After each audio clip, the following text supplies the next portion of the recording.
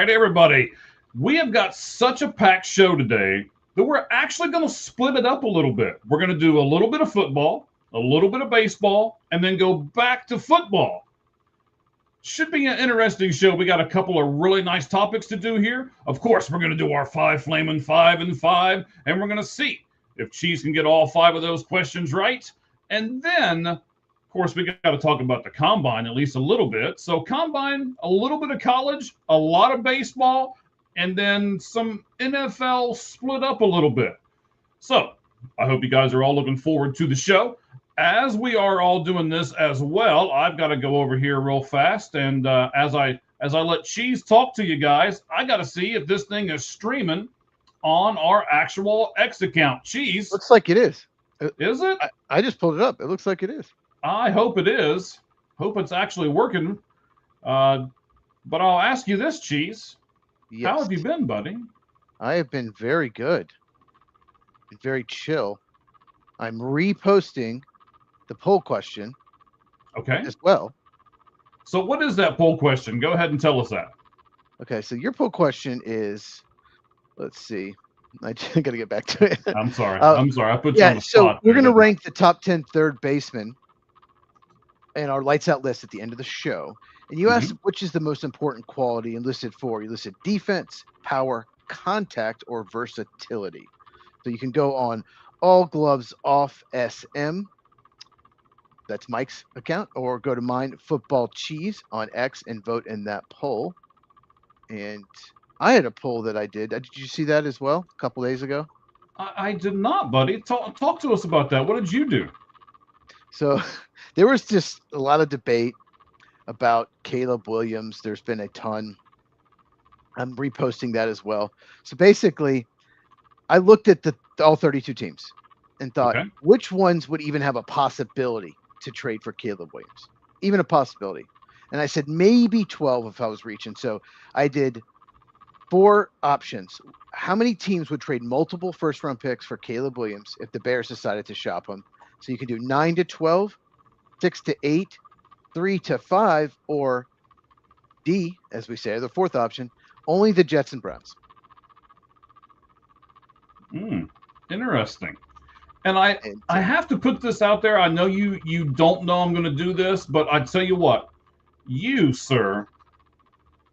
So when I listen to a podcast, I don't care about hearing somebody scream and yell like Stephen A. or somebody like that, right? What I want to do when I listen to a podcast is I want to spend 10 or 15 minutes of my time, and I want to learn 2 or 3 things from that 10 or 15 minutes.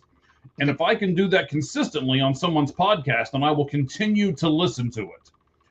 Over the weekend, you did a Chicago Bears video to where you broke down why exactly they're not going to be in Chicago anymore. And the stuff that you found out and the things that you put on that video were just mind-boggling to me. So, ladies and gentlemen, if you've not gone over to Football with Cheese and watched that video, I guarantee you will learn something about that situation. And if that's what you like to do, then hop on over there to his channel, which is what again, Cheese? It's at Football with Cheese, and Cheese spelled Cheez. And I appreciate the kind words. It's not official. It's been reported, but the Bears have not denied it. But it's possible that the state of Illinois and Chicago makes a last-ditch effort to try to convince them. But it sounds like they have some kind of verbal agreement that they're moving to just across the border into Indiana. But it's just fascinating how the Illinois, the state, and the city of Chicago just completely screwed up. And it is actually. Now they very likely will not have the Bears in Chicago. And, this isn't anything new. The Bills don't play in Buffalo outside of it. 49ers don't play in San Francisco. Giants and Jets play in northern New Jersey. But still, it's just the Bears wanted to stay in Chicago. And anyway, you can check out the video and find out more. Yeah, very good. And then you made another video today, and they had a kind of a Bears undertone to it as well, right?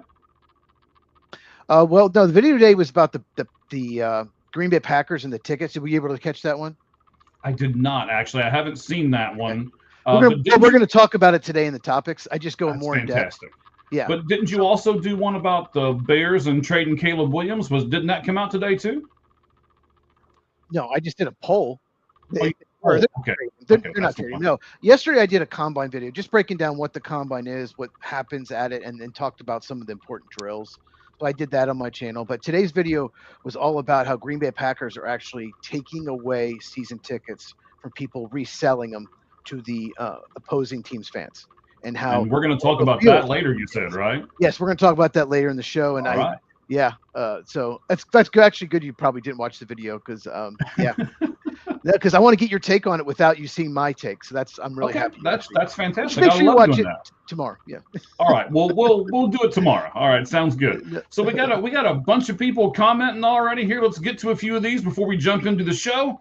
Yeah, I saw that. It's on All Gloves Off SM.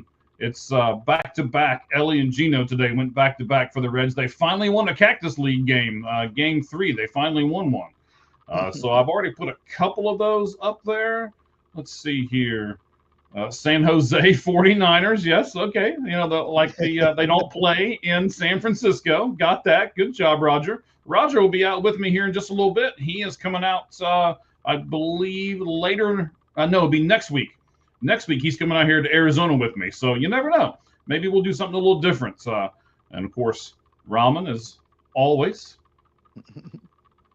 Fellas, is probably the nicest thing I've been called all day, Ramen, so I appreciate it. One of our people here, Duke blowing out Notre Dame. I assume that's college basketball that I'm not really into yet because the tournament hasn't started, but okay. And we got all kinds of stuff to get to over here. Duke's probably pretty good. They usually are. So they usually are. You're right. They usually are. All right, buddy. So let's throw a few of these up here real fast. We're going to do a couple of things. Ryan Poles said something that's pretty intriguing to me. We're going to talk about that here in a few moments. We are also going to talk about. I'm just going to click away. We're not NBA guys. So if you're asking about NBA in the chat, we're just not big NBA guys. This is a baseball football podcast. Nope. But yeah. So you could probably teach us about the NBA. You probably could. 100% right. Cool. There you go. Now see, Bird 19s. Yes, we're all here for MLB, sir. Well, it's already started. I think he means especially for some of us crazy people. All right, buddy. So let's go ahead and jump into this 5 Flamin' 5 and 5. Then we're going to talk about Ryan Poles. We're going to talk about the tragic death of an athlete here in just a moment as well. Then we'll jump into baseball. Then we'll go back out to football.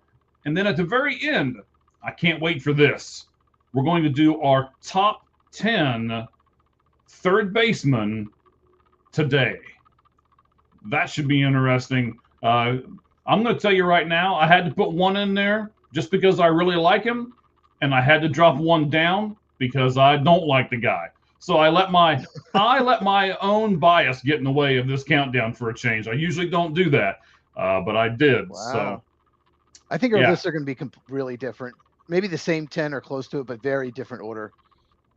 I just have a feeling because it always is. Yeah. It always is. It always is. All right, Cheese. The question now for you is: are you ready for this 5 Flamin' 5 and 5, buddy? Let's do this. All right. So for those of you who are not familiar, we give Cheese 5 questions. He has 5 minutes to answer all of them. And if he gets them all right, then he and I will talk about a bonus question. Let me do this for a change. Let me give you the bonus question and kind of tease that a little bit and see if Cheese can get it so that we can talk about this. I got Netflix back. All right, Cheese. I didn't have Netflix for a long time. I refused to pay it. I decided I was going to pay it again for multiple different reasons, but I love documentaries and I love sports documentaries. So I started watching Quarterback on Netflix. I haven't seen season 1. There's already a season 2 out, so I'm working on it. Well, I'm sure you've seen both seasons. I'll get caught up eventually. I have not watched it. No, you haven't. Okay. All right. I've watched all the Hard Knocks on HBO Max, but no, I have not watched. Okay. So at the very beginning of Quarterback, it's a show that's produced by not only Peyton Manning, but it's also produced by that crazy guy who Patrick Mahomes. There we go, that guy. So Peyton Manning, in the very beginning of the series, says the most difficult position to play in sports is quarterback. And if you can get these 5 questions right, you and I will debate if that is true.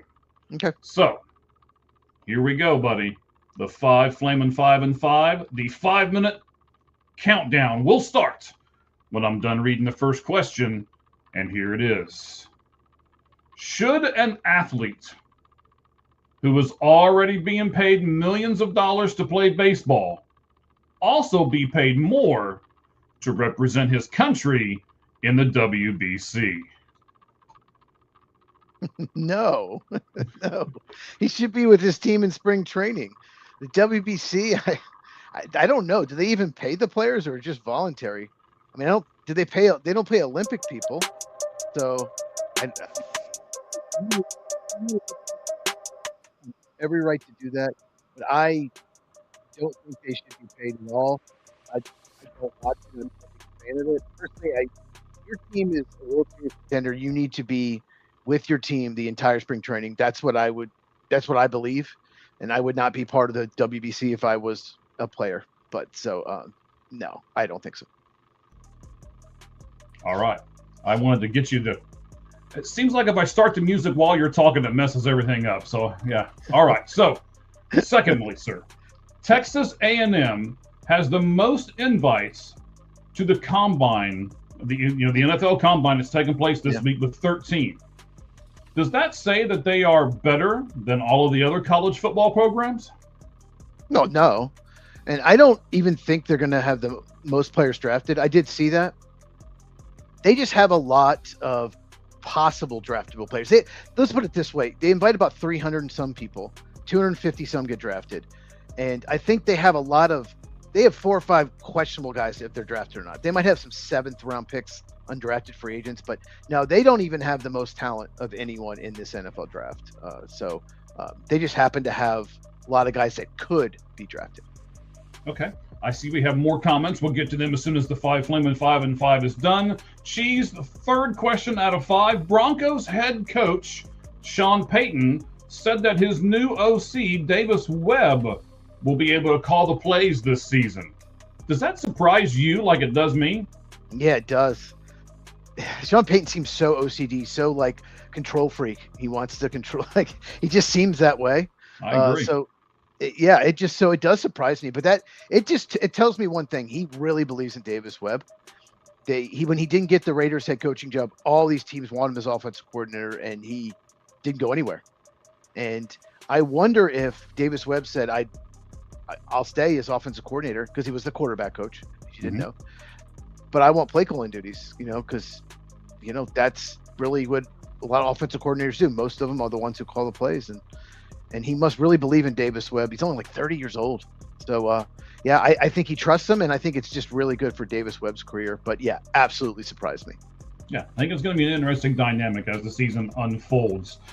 Let's go back to college football for a moment. Which game will be the toughest for Ohio State this coming season? I'm going to give you 4. Ohio State at Indiana, at USC, or at home versus either Oregon or Michigan. So at home versus Oregon, Michigan, or on the road at Indiana or at USC. Which one do you think will be the toughest game for Ohio State this coming season? I tell you what, if they were playing at Oregon, I might say that. Oregon could be really loaded next year. But I think you have to go with at Indiana. I know Mendoza's going pro, but God, Indiana played them so well last year, and they still got a lot of talent coming back. They're going to get some transfers. They always do. So, yeah, I'm going to say at Indiana, and I have no idea what Michigan's going to have next year. I have no idea. I'm not sure if Michigan has any idea what Michigan's going to have next year, but yes. Well, I don't know the coaching situation. It's just there's always a mess there. There's always something going on with Michigan. All right, so it's a long question here, Cheese. It's about your Packers, so hang on with me and give me a second, all right? Okay. So Packers GM Brian Gutekunst, right? Something like that? Okay. said, I got a couple quotes from him, and I want to ask you if you think both of these will be correct. He said he couldn't be happier making the trade for Micah Parsons and what he brought to the team. Do you think that's true? And then secondly, on running back Josh Jacobs, he said he will absolutely be back this coming season. Do you believe in both of those statements? Yeah, that's like the two best things he said. He said a lot of stuff that made me mad. But yeah, Micah Parsons, he was great in the locker room. People love him. It was a great trade, although he had to make it because he didn't draft well in the first round, didn't get them enough defensive playmakers, so he had to make the trade. But yeah, Josh Jacobs has to be back. He's a team leader. He's by far the best running back they have. When he's healthy, he's so good. So that's no brainer. He's back. And anyone suggesting he could be cut because he's due $11 million, that's insane. All right, look at that. You got it again, buddy. It's like and Barely. scene, right? Okay. I didn't do the end scene. Yeah. Yeah, you do it next- usually maybe next do, time. and you didn't for me this time, so that's all right. We'll see. All right, so let's get to a few of these comments over here. Again, we got a ton of them. So a couple of these I'm not going to do because, you know, we've got our usual trolls over here. Bears fans. So we talked about, do the Olympians get paid? So this is Roger saying some Olympians get stipends from their country. So yes, it sounds like some of them may possibly get paid. I always figured the basketball players do. I don't know. Mitch, love you, Mitch. Appreciate you being here. All right. He's a quarterback. Let's see I'm here. guessing he's talking about quarterback. Right. Yeah, that was the quarterback show. I guess he hadn't seen season 2, but he's seen season 1. We'll get to that here in just a second. That'll be the extra question that we will talk about here. Yep. Yeah, Kevin's watching. He's a big baseball fan. Big Astros fan. Yeah. All right. Yep. And here we go. I don't join the channel Bird. I don't know who Bird is. The person making the comments about baseball. Oh, okay. Bird 19, yeah. Join the channel. Okay, got you. Oh, and Mitch is over here saying, no, hey, you shouldn't worry as much about spring training. You should play for your country. Yeah. That's interesting. It's not the Olympics. It's some classic thing they made up to try to MLB Network just to give them something to do during spring training. All right. And that's not. Yeah, I mean, you're right to an extent, but yeah, I know you're. You know how I feel about the World Baseball Classic. I know. That's why it's fun to debate it, because I know what side of the fence you're on, and I know I can poke the bear from this side of the fence. Yeah. So yes.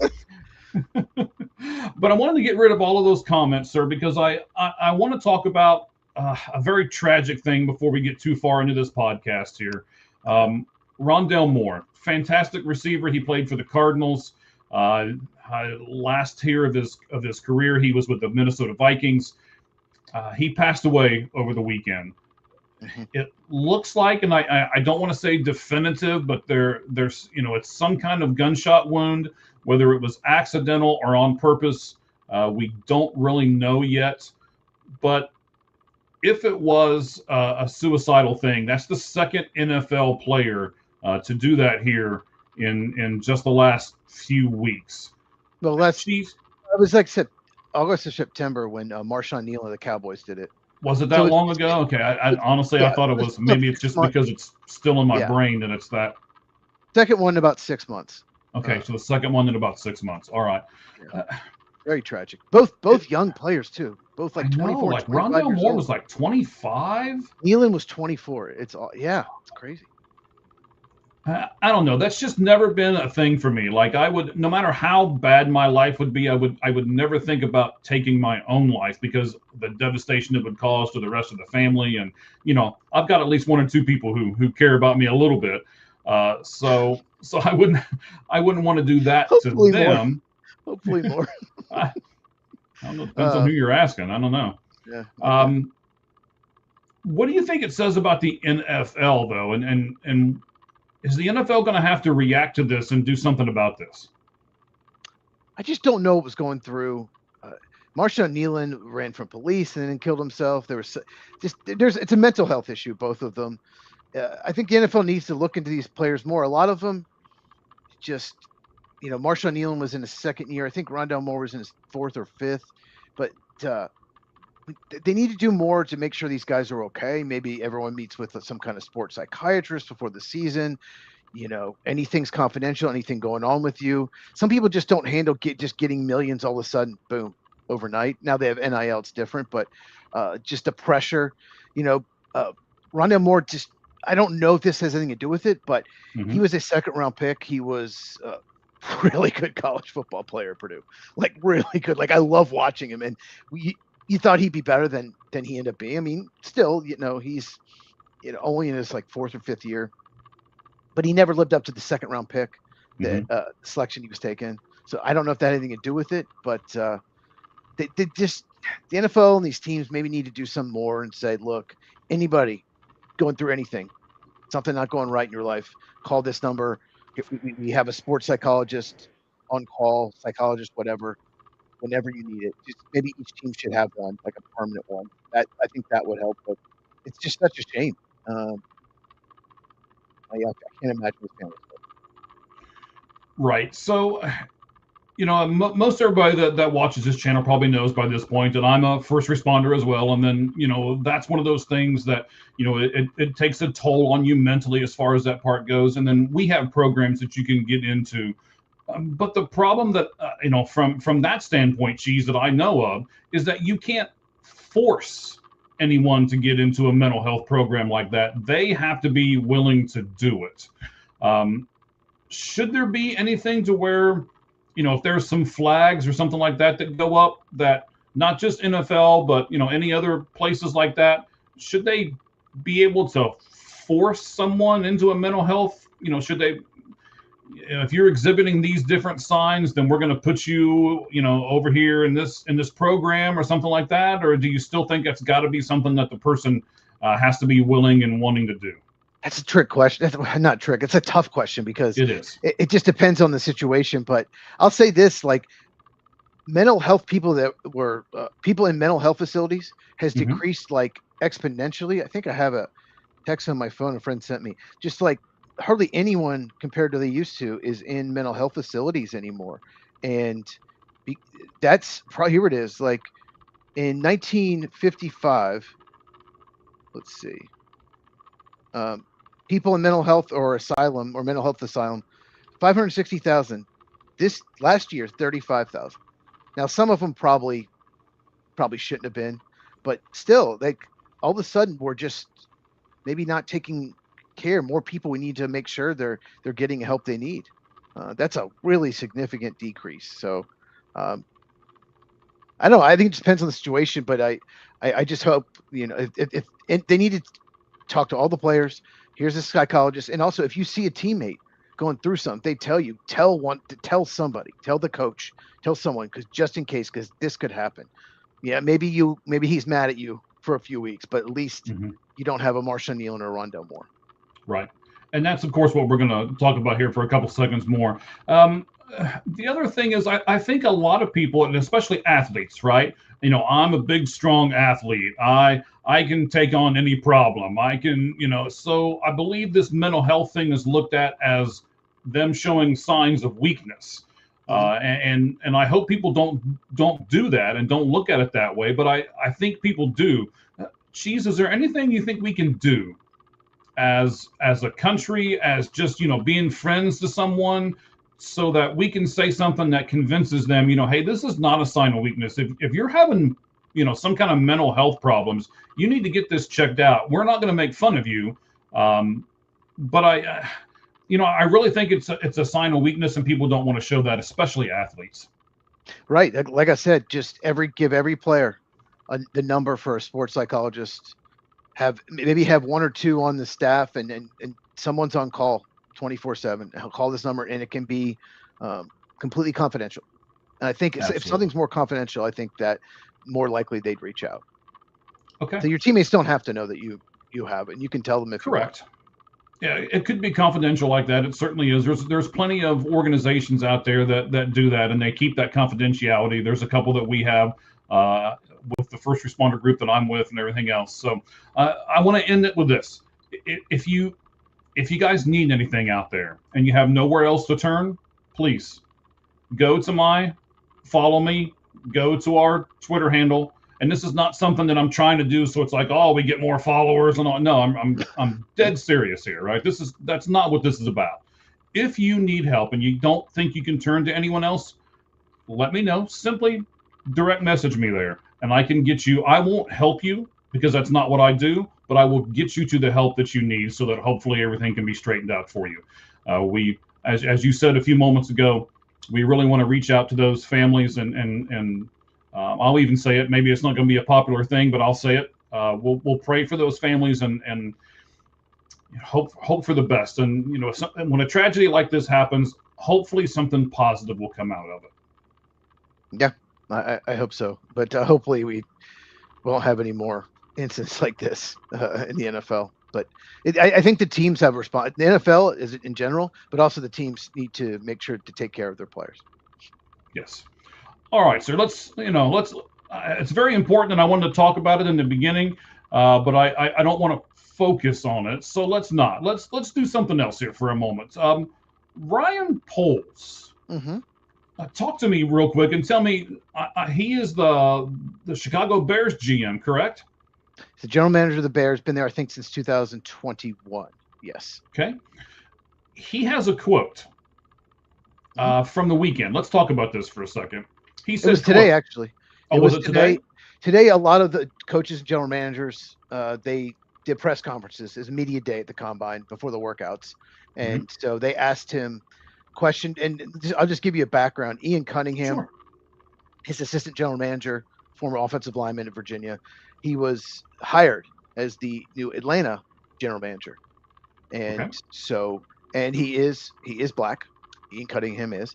And so he was asked about that and if they would get 2 third-round picks because Atlanta hired him away. But anyway, go ahead with the quote before. I don't want to spoil it, but go ahead. Well, no. This is going to be interesting to me. I didn't realize that picks were attributed to this. Oh, okay. Let me tell you. So we have the Rooney Rule, right? You have to interview. I think for head coaching and general managers, I think 20% of your interviews. And then I think coordinators, special teams, offense, defense, you have to interview at least one minority, non-white. Basically, it's someone who's not white.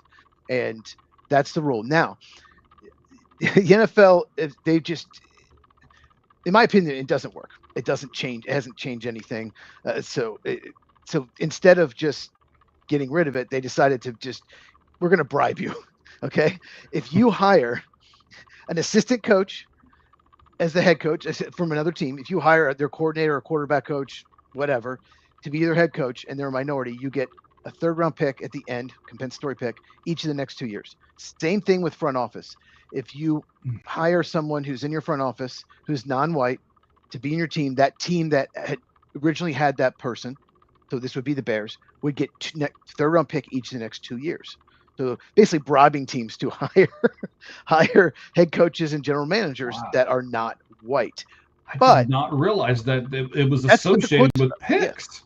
Yes, but here's the thing. Like, for example, the 49ers got 2 third-round picks for DeMeco Ryans, for the Texans hiring DeMeco Ryans as their head coach because he was the defensive coordinator. There's a couple quick things about it, though. They must be on the staff 2 years, the same position. So if you can't hire, like the 49ers get nothing for Robert Salah because he was only there 1 year as the defensive coordinator. So they do not get the picks for that. So they have to be there 2 years in the same position. And also they must be, as far as front office, they must be the highest person in the front office. So technically the Bears are not going to get 2 third-round picks because Matt Ryan is the president of football operations. He's ahead of Ian Cunningham. So technically the Bears, on a technicality, are not going to get 2 third-round picks. So that's just good to know before you hear the quote from the Bears general manager. And let us know in the comments if that's confusing at all. I can try to elaborate. But yeah, the 49ers kept having all these 3rd-round picks, and I was like, why? I finally looked it up a couple of years ago. It's for DeMeco Ryans. I'm like, did they trade him? Like, what's going on? So, but that's a real thing. But no one's going to get 3rd-round picks this year. Not one team. Yeah. So interesting. Okay, so let me give you the quote from Ryan Poles, again, general manager of the Chicago Bears. He says, and I quote, I think it's strange when it talks about the, is he a fan of the Rooney Rule? He says, I think it's strange. At the end of the day, you should want to develop your staff regardless of the color of their skin. Huh. First of all, sir, I can't believe that you want to talk about this. I have wanted to talk about race relations things 4 or 5 times on this show, and you shut it down every single time. Like, nope, I don't want to get involved in it. And you sent this one to me. So I figured you want to talk about it. I almost got to get my money's worth out of this one. Well, there's a reason I sent it to you, because it's Ryan Poles who said it, and It's interesting what he said, and it's rare because Ryan Poles is black. If you did not know, it's rare for someone to speak out and actually criticize it, especially someone who is black. And I guess what he's saying is it shouldn't matter the color of your skin. You should just get the coaches that you want, the front office people you want. And I agree with him. Like, it shouldn't be about race. It's the intention is great, but I think the biggest problem with the Rooney Rule, and I'm not talking about, just bribing with the 3rd round picks, which I think is crazy. But the problem with the Rooney Rule, I mean, the intention is good. The problem is, there are two quick problems. One, you're just saying, well, these owners and front office people are racist and they're not going to hire them because of that, their color of skin, which is crazy. They just want to win. But also, the second problem I really have with it is sometimes like a Sean Payton's available, or an Andy Reid might be available, or somebody like amazing, Sean McVay might be available. Why would you force them to go through a fake interview with someone that's a minority that's not getting the job? You know what I mean? We all know who's not getting the job. Yeah, and Brian Flores, the defensive coordinator of the Vikings, has a lawsuit with 3 teams claiming that he got fake interviews because they weren't actually serious about hiring him. And that lawsuit is going to go forward. It was just ruled a couple weeks ago. And if he got a false interview, I get why he might be upset, but it's causing problems. And the whole thing of the Rooney Rule, it hasn't changed. It hasn't led to more minority head coaches or non-white head coaches. And so it's not even working. So it's like, what's the point? And I think the biggest problem is more whites go into coaching than non-whites. A lot of them get into businesses and do other stuff after they're retired. Just more white players get into coaching for whatever reason. So I may never do this for another Chicago person ever again, but Ryan Poles, good job, sir. I mean, that's the way he put it was fantastic. It shouldn't matter. You're 100% right. The color of your skin should not matter. I don't want to jump into the race thing, like head first or anything, even though I almost feel like I should because of, what I said about us and doing some of these things earlier. I'll just do it on the separate show that I do, seeing the whole field. I'll make sure I do that on those shows and I don't include poor Cheese over here. So he's sweating the whole time we're talking about it. But no. I don't care what color your skin is. You're either a good person or you're not a good person.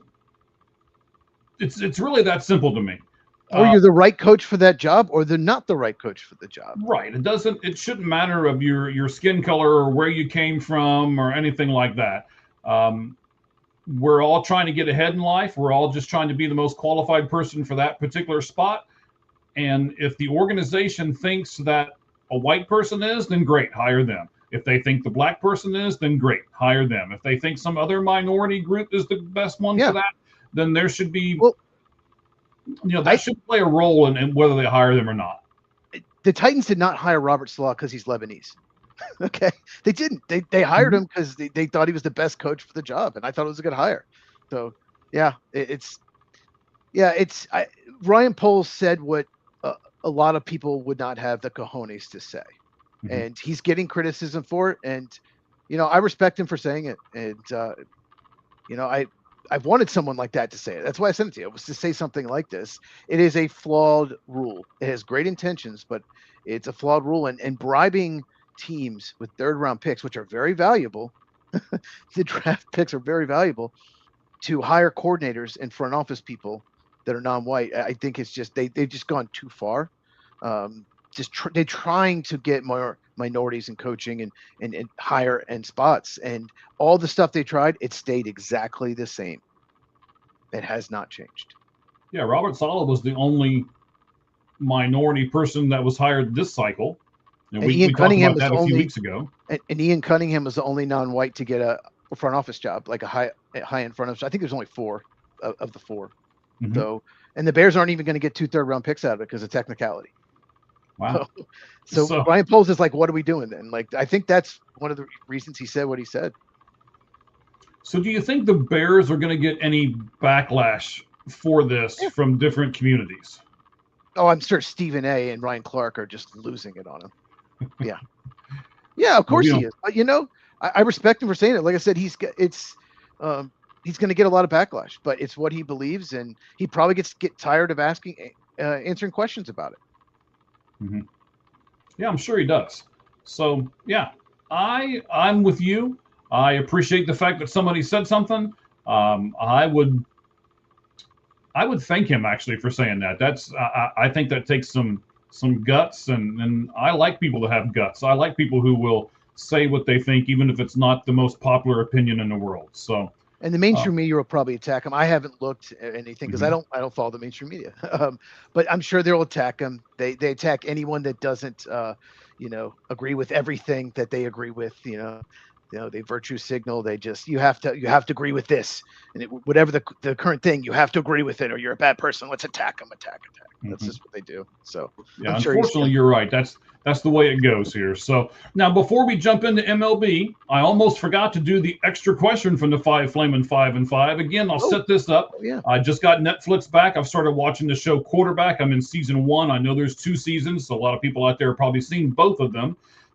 Peyton Manning, at the very beginning of season 1, he's the executive producer of the show, comes on and says that quarterback is he doesn't say it's the hardest position in football. Peyton Manning says that a quarterback is the hardest position to play in sports.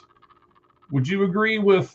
Let's take it in football and then in sports. Would you agree, first of all, that a quarterback is the hardest position in football? Yes, definitely. I don't know if he was referring to like physically or if he was referring to the whole aspect of it. But as far as like just the quarterback, can completely change your franchise. Mm-hmm. It's the most important position. He has the ball in his hands every play.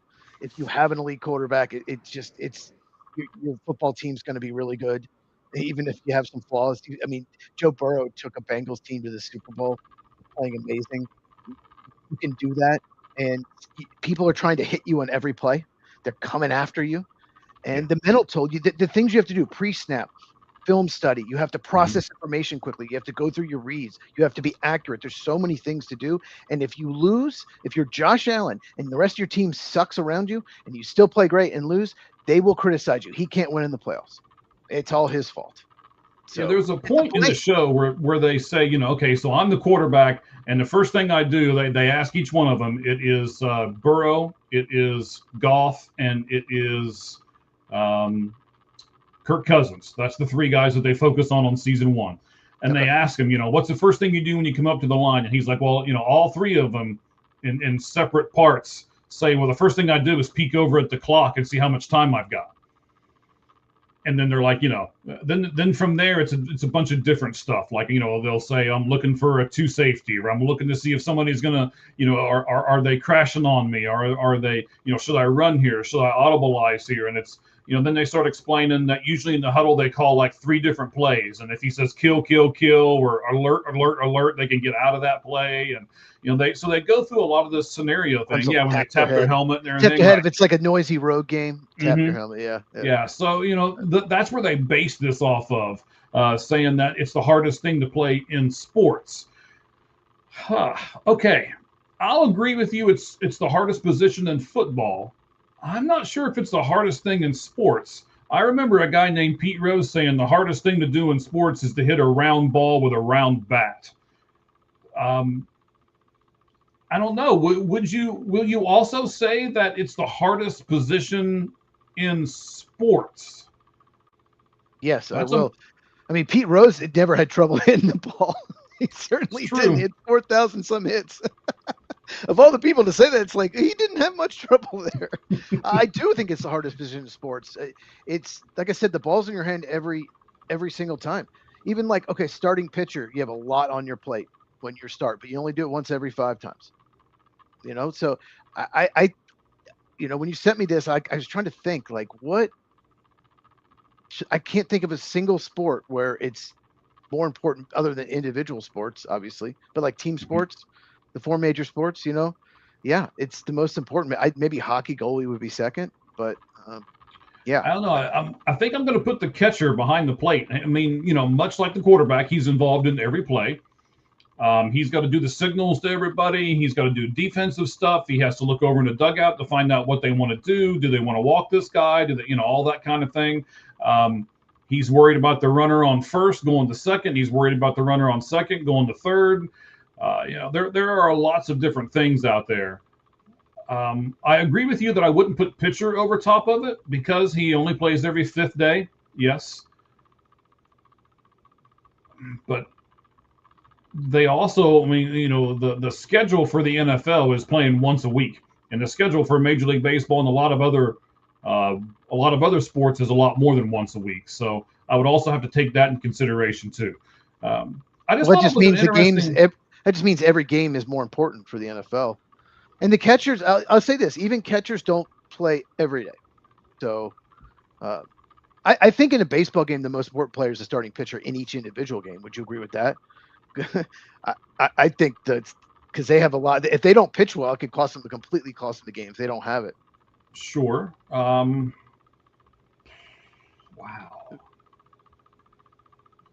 I think there's a lot of different things that happen on a baseball field. I mean, the same thing with the football field, right? There's a lot of different things. The receiver gets the ball, misses the ball. You run the right defense on the right play, and it just happens to all work out. I mean, there's so many different variables that can make or break a game. But like I said, I just thought it was interesting that he said it was the in sports was the one that got me. If he would have said in football, I'd have been like, okay. I even rewound it back a couple times and was like, did he really just say that, like, I'm the most important guy and I have been all my career? And, I agree with him. I absolutely agree with him. But, All right. Hopefully we'll get some comments on it. Nobody's commented for a few minutes, but I like a lot of these topics that we've talked about. And we'll see if anybody gets going on that. But before they do, we've got to get going with the best. The Spidey Cup is out today. Mug check. Spidey. Mug check. Mug check. Yes, sir. We've got to get going here with the best graphic in all of sports. In all of podcasting. All of podcasting, yeah. We probably better not say all of sports. I mean, I'm not Peyton and you're not Eli, so I guess we can't do all of sports, but we'll do all of podcasting. I'll be Cooper. Fair. I'll be Cooper. All right, you want to be Cooper instead of Cooper Eli? Mm-hmm. Yeah. Okay. Sounds Definitely. Good, buddy. Oh, man. And people stick with us this entire show sometimes, too. All right, so here we go. Jumping into MLB 4-pitch talk.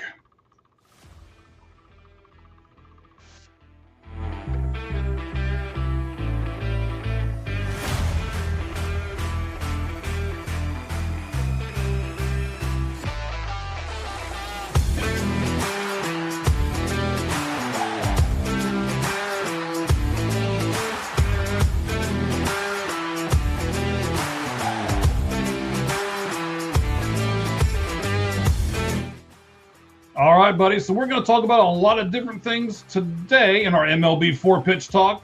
We're going to talk about the Braves. We're going to do some spring training facts. We're going to talk a little bit about the World Baseball Classic, Detroit Tigers, and the Los Angeles Dodgers, along with a few other things along the way here. So a lot of different things to talk about. A lot of different things are going on. Baseball is getting ready to kick in, and I can't wait for it. Man, this is my time of year right now. I love this.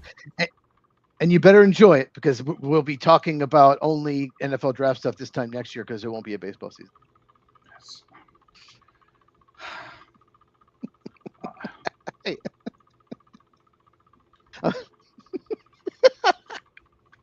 Every time I mention it, you should see how I do this on purpose, right? I do. It's kind of like I know how you feel about the World Baseball Classic, so I poke you from this side. You poke me on this. So, oh man, I'm going to hurt you if we actually don't have a season. By the way, it's going to be all your fault. Hear that, folks? If something happens to me, it was Mike. I am not suicidal, not at all. Oh man. All right, so let's talk about your Atlanta Braves for a moment. So the Atlanta Braves have extended veteran left-hander Chris Sale today. So here's question 1. The terms of the extension are as follows. It's a 1-year extension for the 2027 season at $27 million with a club option of $30 million for the 2028 season. Cheese, as a Braves fan, how do you feel about just the money part of this contract? We'll look at other parts of it later, but just the money, $27 million for 2027 and then a $30 million club option for 2028. Yeah, it means they can control him for 3 this season and 2 more after. I like it. He very likely, if he has a good season, which I assume he will, he would have probably gotten more than 2 years, $57 million on the open market, despite his age. So I think it's a good value. It's good for both. It's good for the Braves because they probably got him less than they would have had to pay him after a year, and also good for Sale. It's like probably finished his career with the Braves, and that's money that he's more guarantees. If he does get hurt or has a down year. And it's a club option. That's the part of this that I like. So the club controls this. Sale has nothing to do with this. The $27 million is guaranteed for 2027, but the $30 million is not. The Atlanta Braves have to pick up that option for the $30 million for 2028. Yeah, and so it gives him out if his play falls off or he gets hurt, they don't have to pick it up. So, and obviously he's comfortable with. It's like, all right, yeah, $30 million, no problem. So yeah, I'm really surprised he was comfortable with a club option as far as the $30 million. What I've read, he just really likes the city. He likes being a Brave. He was very happy when they traded him from the Red Sox. He really wanted to be a Brave, so he really likes it there. I mean, anything's better than playing for the White Sox where he used to play. That's true, especially right now. So second thing here, Cheese, Sale turns 37 next month. He's on the latter half of his 30s. So how does his age affect the way you view this contract extension the Braves gave him today? I don't think it's really that much. Some pitchers just age really well. They still pitch well into their late 30s, sometimes early 40s. It's crazy. And he has the last 2 seasons, he has a 10 WAR over 303 innings. And he's been 41% better than league average in ERA. He's just when he's healthy, he's one of the best pitchers in baseball. And I think he's going to be in the Hall of Fame. And so I just don't see him just having this big drop off. So I think I'm very pleased with this. Okay, so we'll talk about what he's done and the possible drop off and stuff here in this next one. So the Sale has pitched for a total of 15 seasons in the big leagues. He's been in Atlanta for 2 seasons prior to this one. So while he's been in Atlanta, he's got a 2.46 ERA, very good, with a strikeout percentage of 32.2%, well above league average, and a walk rate of 5.9%. The league average is 6.2, so a little under the league average. In those 2 years, he has only thrown a total of 303 1/3 innings, though. So my question to you, again, as the Braves fan that you are, will you take that kind of performance for only 150 innings or so per season? I will. I think last year there was like a freak, like he cracked a rib or something, missed 6 weeks. It was like a freak injury, but yes, I tell you, I will absolutely take it to answer your question. The one thing that irritated me about Sale is in the 2024 season, he wins the Cy Young, is amazing, and then gets hurt right before the postseason and is not able to pitch. And they had to throw Bryce Elder out there, who's one of the worst pitchers in baseball. So they don't have the depth. That's the biggest problem. Some teams have a lot of starting pitching depth. The Braves don't. And so he is so valuable and so important. So he cannot get hurt or they'll have a season like they did last year. All right, so a couple things that you guys can look forward to here. We're going to get After we're done here with the MLB 4-pitch talk, we're going to jump in with Cheese and do a couple more topics in the NFL. And then we're going to come back to Major League Baseball at the end. We always do our lights out list, which is, of course, our version of the top 10. And today, we're going to rank the top 10 third basemen in baseball today. So we'll get to that here in just a few moments. Cheese, is Chris Sale still an ace? Yes. Absolutely, he still is. Wow, you answered that fast. Yep, he still is. I mean, what 2 point? You said 2.46 ERA, 41% better than league average. Strikeouts off the charts, 32. Yeah, he's still an ace. What do you think? Do you think he is? That 37 years old thing just like flashes red to me, right? Like he's 37, he's 37, he's 37. For me, no. He's still a number one starter. I don't think I'll reduce him down to number 2 or 3 yet. But to be an ace, for me, the definition of an ace is you have a chance to win each and every time he goes out there and pitches. I'm just not sure if towards the end of this would be his 16th big league season. You're popular. Yes, no, that's my alarm telling me sometimes I have to get up at 7 o'clock to go in and get ready for work here. But I don't know if he is that guy who you can say, that's the guy who's going to make sure I win today. I think he's dropped off a little bit from that. Okay, I disagree, but yeah, agree to disagree. Okay, no problem. Okay. Last thing here on the Atlanta Braves. This is interesting. The Braves also signed a pitcher to a minor league deal who graduated from Auburn, and they plucked him from the Nationals farm system. So this pitcher in the Nationals farm system for the last couple of years, a 3.42 ERA over 76 1/3 innings, while only allowing 3 home runs. It's Peyton Glavine, the son of course, Braves Hall of Famer and Baseball Hall of Famer Tom Glavine. What do you think about this move that it's kind of a quiet move that nobody's really talking about that the Braves have done? So, I mean, it's good for PR. It's going to make Tom Glavine happy, but he's a non-prospect. He's not ever.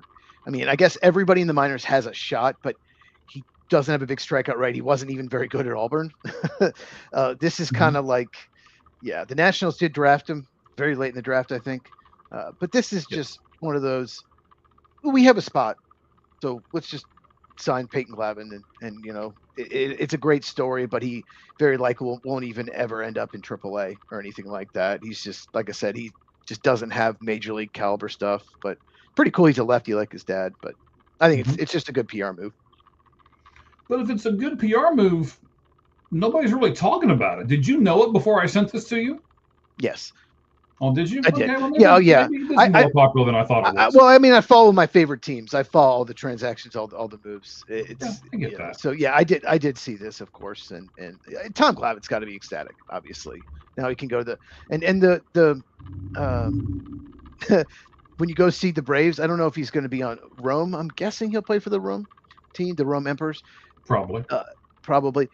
You know, the attendance, it's going to help attendance because they're going to wonder if Tom Glavine there, can I get his autograph? So they're going to be looking for Tom because he's probably going to go to a lot of the games. He does some of the broadcasting for the Braves, but now Braves Vision, by the way, Braves Vision, make sure you get it. Braves Vision, they signed. They unveiled that today. Right. So yeah, it'll probably help attendance of whatever team he's on because they're hoping Tom Glavine's there and then get an autograph. Okay. Let me give you a few spring training facts. I got a couple for you. I'd like to get your opinion on. Who do you think will have the biggest impact on their team? Both these guys have signed minor league contracts over the last 48 hours. Michael Conforto in Chicago or Rhys Hoskins in Cleveland. And you're asking what's the better signing? Which one do you think will have the more of the bigger impact on the team, being Chicago or Cleveland? Oh, that's easy. I mean, Rhys Hoskins will have much more of an impact.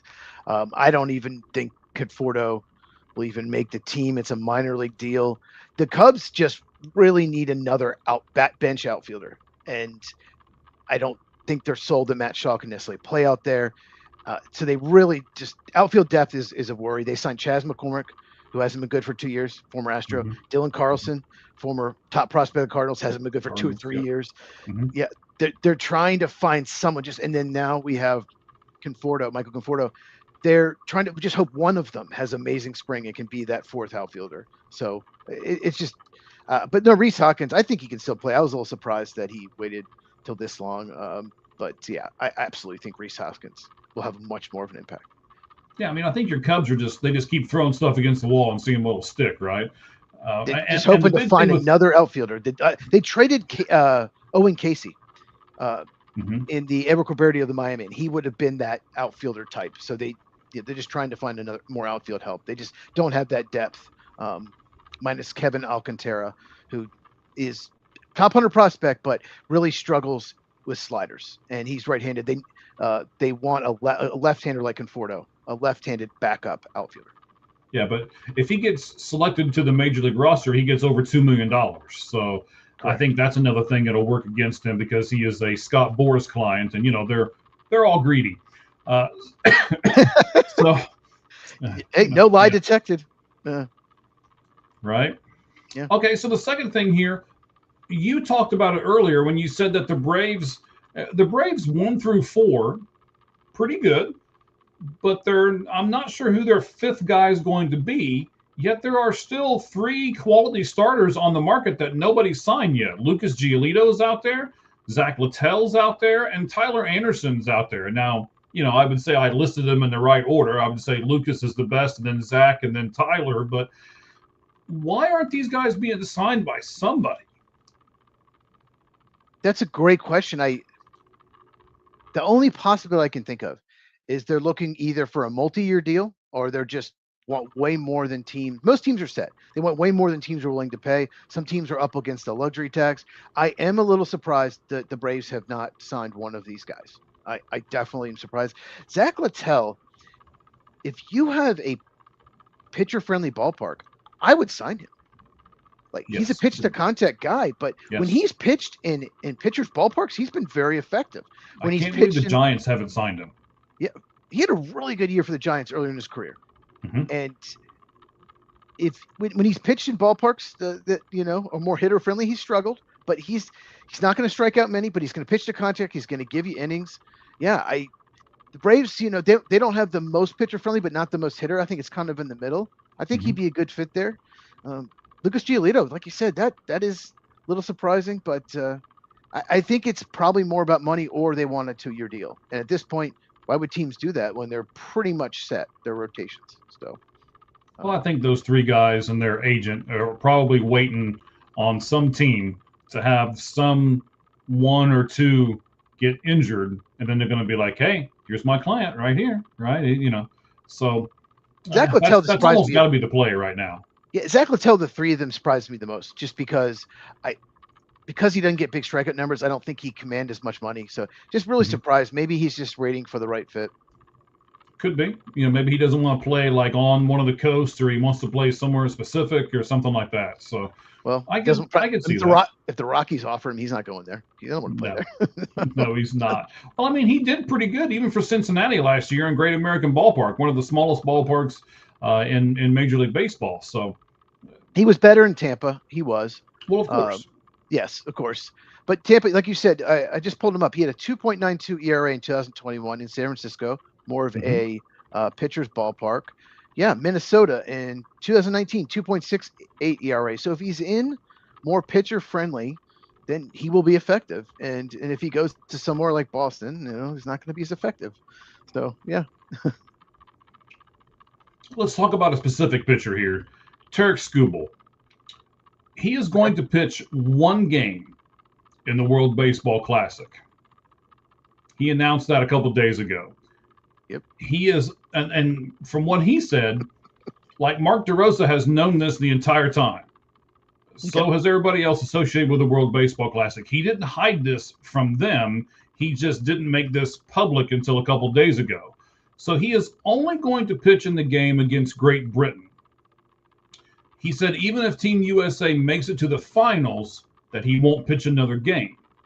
So do you think players need to commit to the entire tournament or just not do it at all? Yeah, absolutely. When I saw this, I laughed because you know how I feel about the Mm-hmm. WBC. I think it's exhibition. I think you should be with your team in spring training. The fact that he joined and probably excited USA fans, people that love it, like, oh, we got Terry School, we're going to win because we have probably the best pitcher in the world. Mm-hmm. And then he says, oh, okay, I'll face Great Britain. They're going to win that game no matter what. You know, Mike Ballantyne could play third base and they probably win that game. So Look at us. He on the top 10 list that I've got over here? he did not make my top 10. In fact, I He went didn't to make mine either. I went to 5,000. He didn't make it either. But no, it's just like, okay, I'll face Great Britain and then I'm done.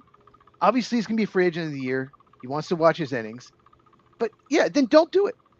Don't do it. And there might have been another pitcher that would have done it if Skubal hadn't. So I think it's pathetic. Either do it, commit to it, do the whole thing, or don't do it at all. What do you think? I'm with you here. You, ladies and gentlemen, are with us on the Lights Out Sports Podcast, Season 2, Episode 3. So, yes, I'm with you. I don't like this at all. We'll talk a little bit more about it as the questions kind of go here. I guess I see his point, but I don't like his point. That's how I'll say it. So here's the quote. Scuba's quote was, "I'm trying to do both things. I'm trying to pitch for Team USA, but I understand the need to be here." Of course, he was asked about this at spring training, so that's what he means by here. He says, "I understand that I need to be here with these guys and get ready for the season. I think it's kind of the best of both worlds in that aspect, and I'm grateful they took me in that capacity." So, Cheese, is it the best of both worlds? No, it's not. I mean, he gets to be part of Team USA. I think that's what he meant. But he's pitching a game they win with anyone else on the roster. They're going to beat Great Britain in that game. I'd be surprised if Great Britain scored off of him. I can't name you a player on Great Britain. I didn't know they had a team. Like, why would they have a baseball team? Why would Great Britain have a baseball team?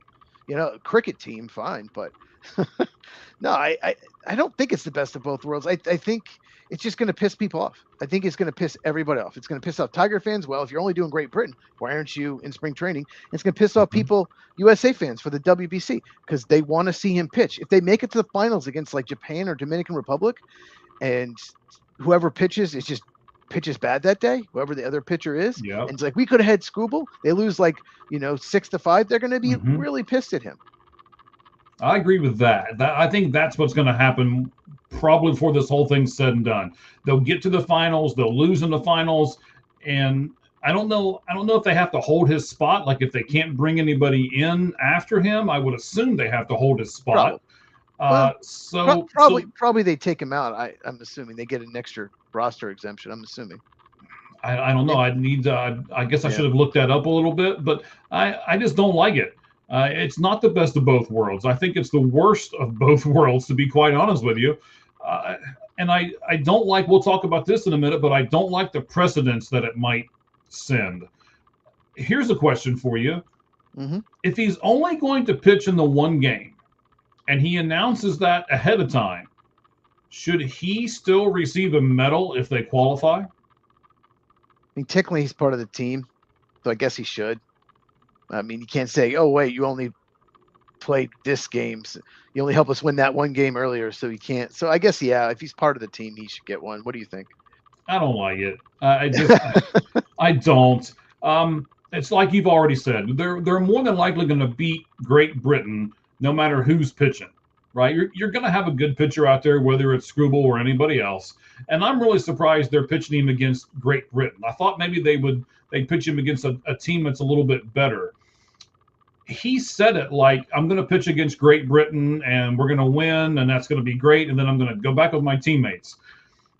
Why don't you just stay with your teammates and say something like, "Hey, I want to participate in the World Baseball Classic, but it's just not the right time for me. Just not this year. I'll wait to another one." Or if we make it far and if you need me late in the game, I'm not going to pitch early on, but if you need me, if we make the finals or the semifinals, maybe I'll pitch then. Like instead of pitching as Great Britain, if we get to like the Final Four, I don't know how it's done because I don't watch it, but and we're playing, you know, Puerto Rico or Dominican Republic or Japan in the Final Four. Okay, I'll come out and pitch for you guys. That would have been much better because to me, then I'll just pitch against Great Britain early on, a game that we could take, you know, probably Bartola Colon. Well, he's not American, but someone who's retired could come out and probably win that game, you know? Yeah. And Bronson Arroyo can come out and pitch and still be okay. You know, that's not crazy. He probably could win that game. He probably could. They'd still win that game if Bronson Arroyo pitched because you know he's going to throw strikes. Justin Verlander could be, you know, he could come do it at his age and still do it. Max Scherzer, who hasn't been signed by anybody either, by the way, I didn't include him on the list of the 3 earlier, but you know, Orel Hershiser. Do it. Orel Hirsch. What are we gonna do? Fernando Valenzuela next? He's not American. He can't pitch. Oh, that's true. That's true. Well, maybe he can have some exemption. You never know with these guys nowadays. You bring up an interesting point, though, and I'm not sure if it's any better. If he says, "Yeah, if we make it to the finals, then all of a sudden I'll be good to pitch. I'll be good to go." I don't think I want that either. I really, if I was, we're playing to make these players happy. Look, somebody needs to pull Mark DeRosa off to the side and says, "Hey, man, every once in a while you're going to piss off somebody, and if you don't like doing that, then don't be the coach." Yeah. I mean, it's that Mark simple. DeRosa is the manager of the USA team, by the way, if anyone did not know. Correct. Former, Cleveland Indian and Atlanta Brave, Chicago Cub, like 4 or 5 other teams. But yeah. And I like Mark DeRosa. Oh, he's great. He's great. He's a lot great of teams analyst. He's great on MLB Network. A lot of teams have offered him bench coaching jobs, and he won't take it because he likes being on TV. It's just less stressful. The Cubs tried to get him to be the bench coach for Joe Madden, and then when Joe Madden was gone, he was going to be the manager. They actually wanted to make him a manager in waiting, and he said, "No, I don't want to do it. I like sitting behind that desk on MLB Network, but he gets to manage this team." But I get what you're saying. It would piss me off too if he just, "I'm not with the team, but I'll come if you make it far." But at the same time, I still think it'd be better because at least he's helping you win, and he's not doing a throwaway game. Either one's bad, but right. You know, he's going to be a free agent end of the year.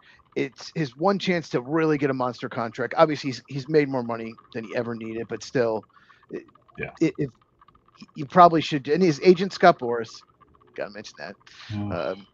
And so he's going to end up with he'll end up with the Dodgers. He'll be a Dodger next year, or a Yankee, one or the other, or a Met.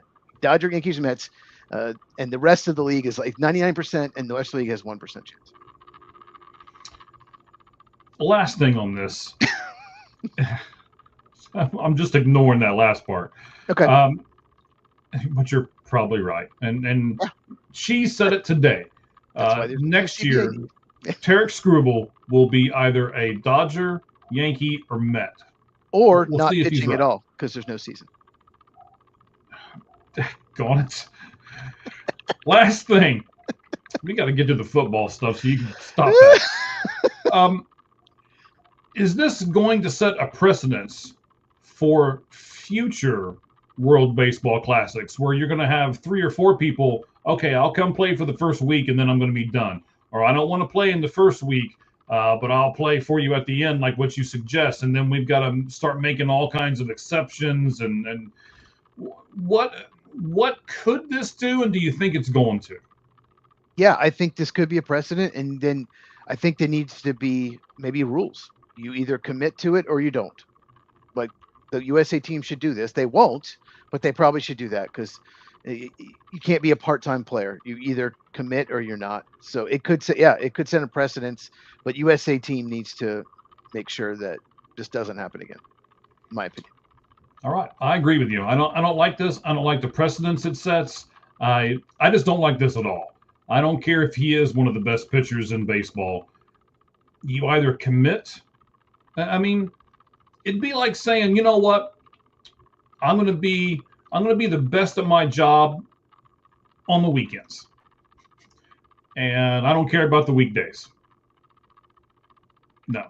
If you're going to come work for me, be the best at your job every day, and strive for that. I got a saying that I'm going to pull into one of these here. I heard this on the quarterback show off of Netflix as well. I believe it was, I think it was Kirk Cousins that said it.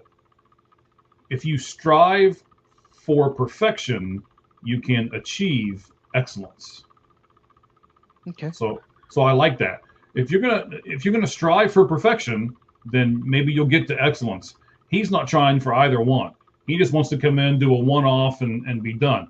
I mean, he's like a one-hit wonder band. You know, that band that has one really good song, and then they make enough money off of that, and they never do anything else. That's not what I want. I just thought of something. I wonder if he joined, and then like Scott Boras got in his head is like, no, this could cost you money, and he started listening and then realized, oh crap, if I get hurt with all these extra innings, possibly, oh no, and then he's like, okay, yeah, I'll just help you out once. Like, I wonder if he originally was just all in and then changed his mind. And I wonder, like I said, from his standpoint, I wonder if he's thinking, okay, he said he called it the best of both worlds, right? I'm helping out my country, but I'm helping out my team. Somebody needed to pull him off to the side, whether it be somebody from the baseball classic or somebody from the Tigers or his, that crappy agent that he has or whatever it is, and say yes or no. Yeah.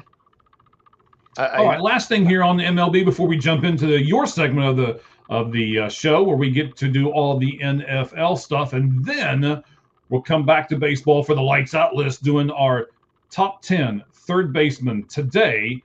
Here's the last one. Do you think more MLB teams are going to copy the Dodger way? And this is what I mean by this, Cheese. Will more teams devalue the regular season? No. A few might, but here's the thing: the Dodgers can do it. Dodgers had all these pitching injuries last year and still won 90 some games. A lot of teams can't do it. A lot of teams will struggle even to make the playoffs if everyone stays healthy. So they can't afford to do it. You can't just rest people. What if you rest people? Okay, we're 2 or 3 up in the division. We'll rest some people because we'll at least, maybe still get in, and then you miss it by a game like the Mets did. Oh my gosh. Like the Dodger way, I mean, they have a 400 according to last season. Mm-hmm. They had a $417 million payroll last year. They paid a luxury tax bill of $169 million. And this year, 413 and 161 so far. So most teams can't copy that and can't have that depth. And they have all this depth because of it, because they can just pay whoever. And so very few teams can actually copy that.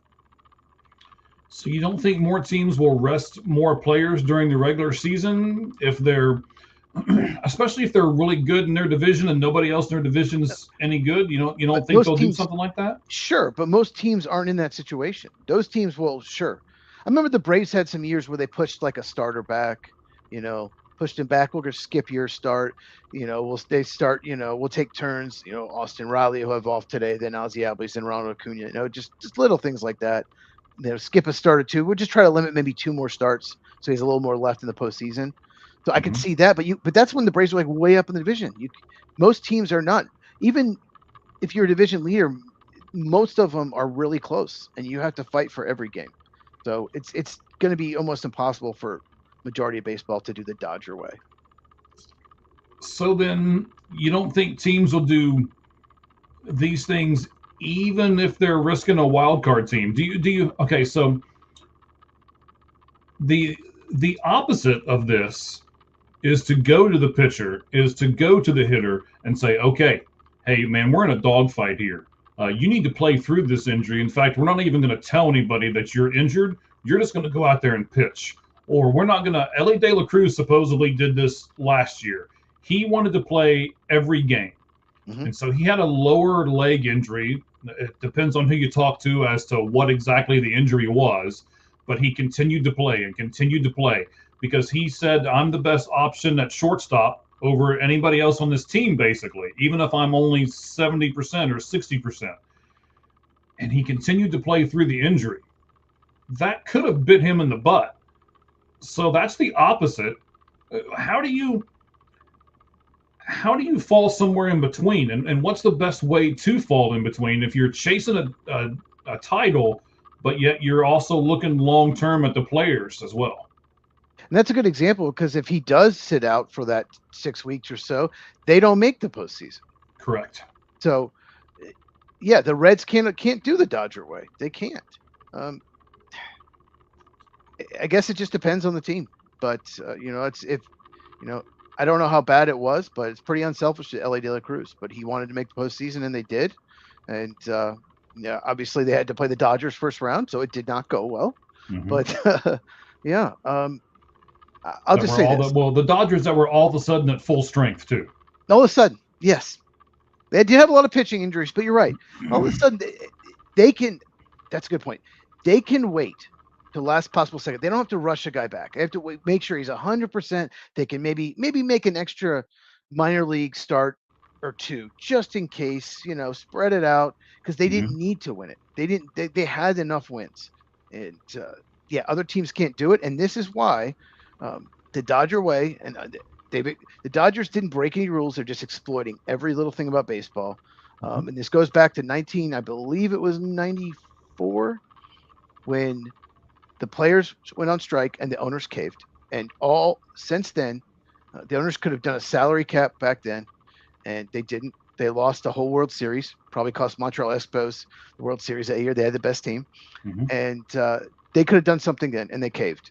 And so, because they did, there's all these problems now. And like I said, Dodgers, I mean, I get it when their fans say, we're not breaking any rules. True. But the Dodger way is ruining baseball. They've won the last 2 World Series, and they're the overwhelming favorite to win it again this year. Yeah, it's going to be interesting, because there's 2 sides to this coin. It's their way, and then it's the way everybody else has to play baseball. So yeah. I may end up doing a thing on my separate show where we do Seeing the Whole Field. There's one big reason why the Dodgers can do this, and I don't think a lot of people know what it is. I think we'll talk about that before it's all said and done, before the season starts, because I want to open people's eyes up to what that actually is. So we'll do one. We're going to do some more stuff. We're going to talk about that 4-letter channel and what they're doing in place of Sunday Night Baseball. We're also going to talk about, we're going to talk about that. And then we're going to talk about. That made me laugh so much. Didn't it, though?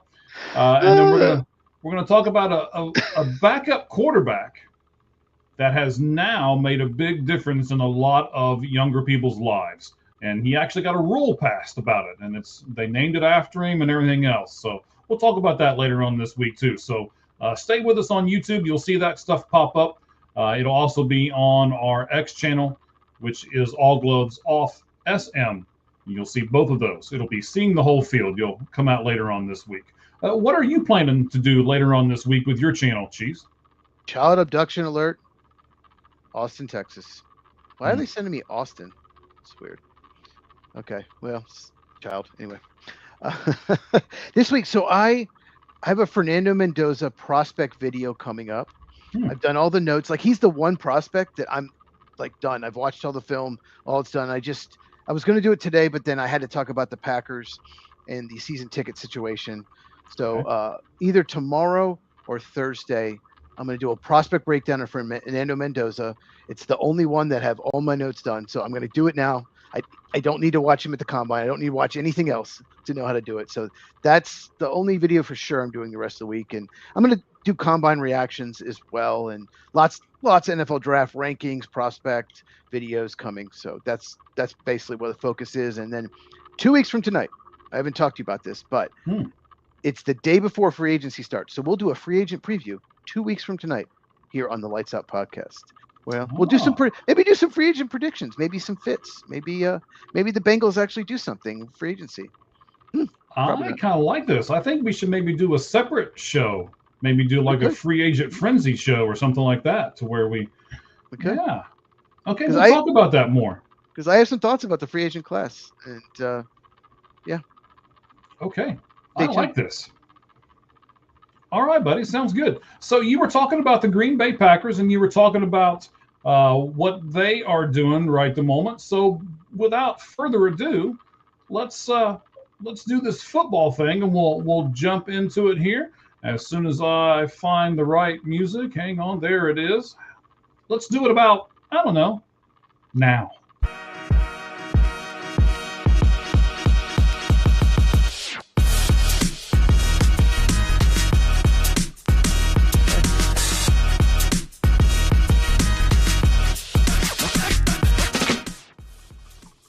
All right, buddy, give us a little preview of what we're going to get here on NFL 4 Down Territory.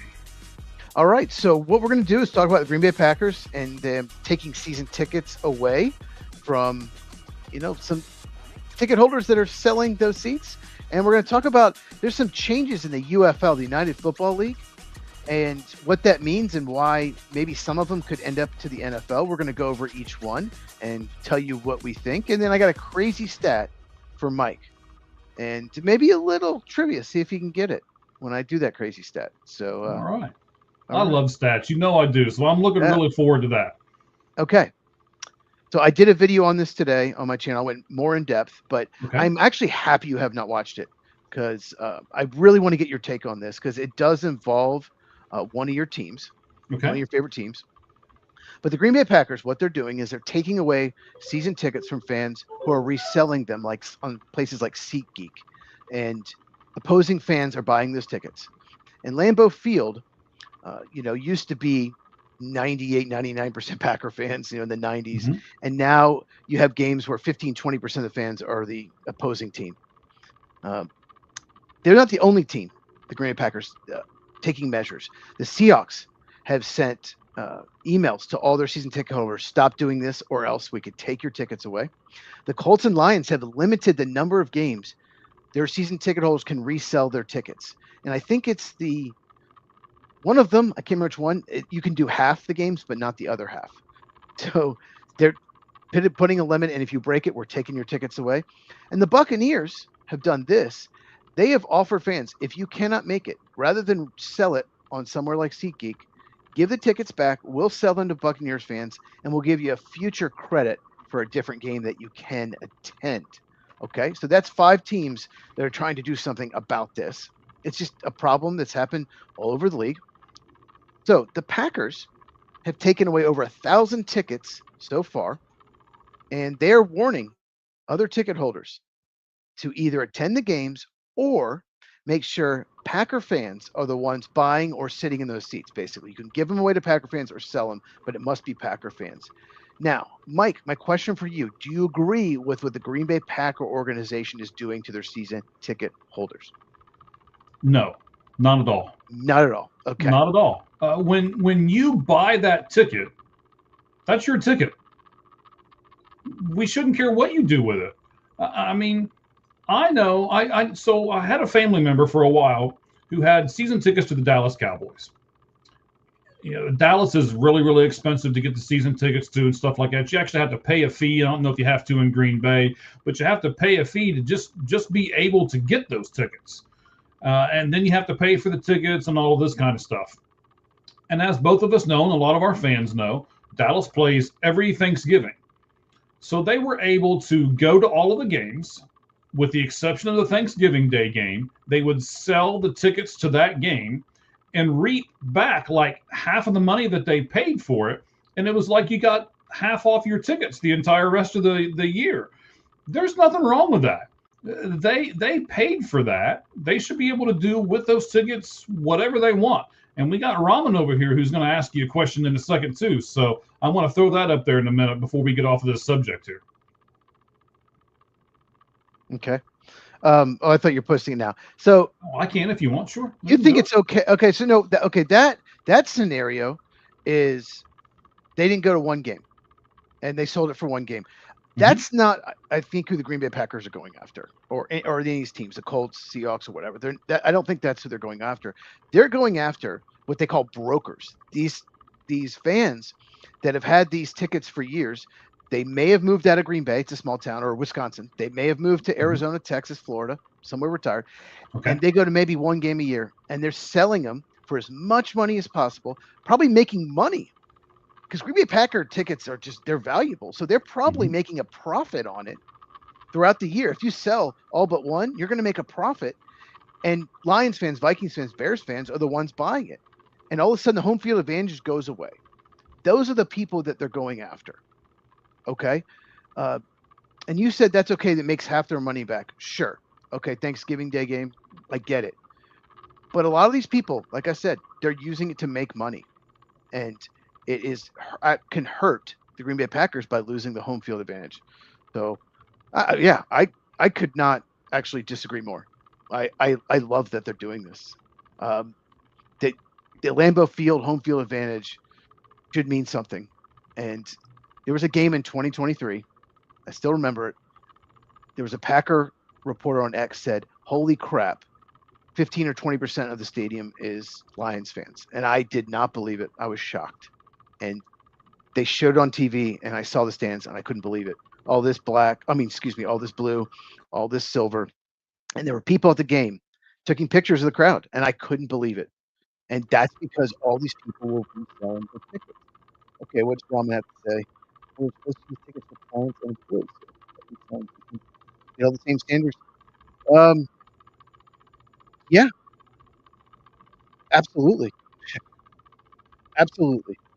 It's You should have a home field advantage. You should be able to put rules and stuff for your season ticket holders and just your fans in general that there might be fans who are not season ticket holders that buy a ticket or like in March or May and resell it. If the team gets good, oh wow, I can make a profit. I can make $200 more than I paid, and they might do it later. And that's not okay either.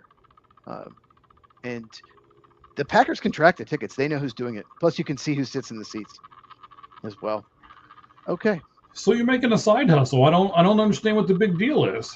I mean, again, those are your tickets. You're paying for them. You should be able to do with them whatever you want.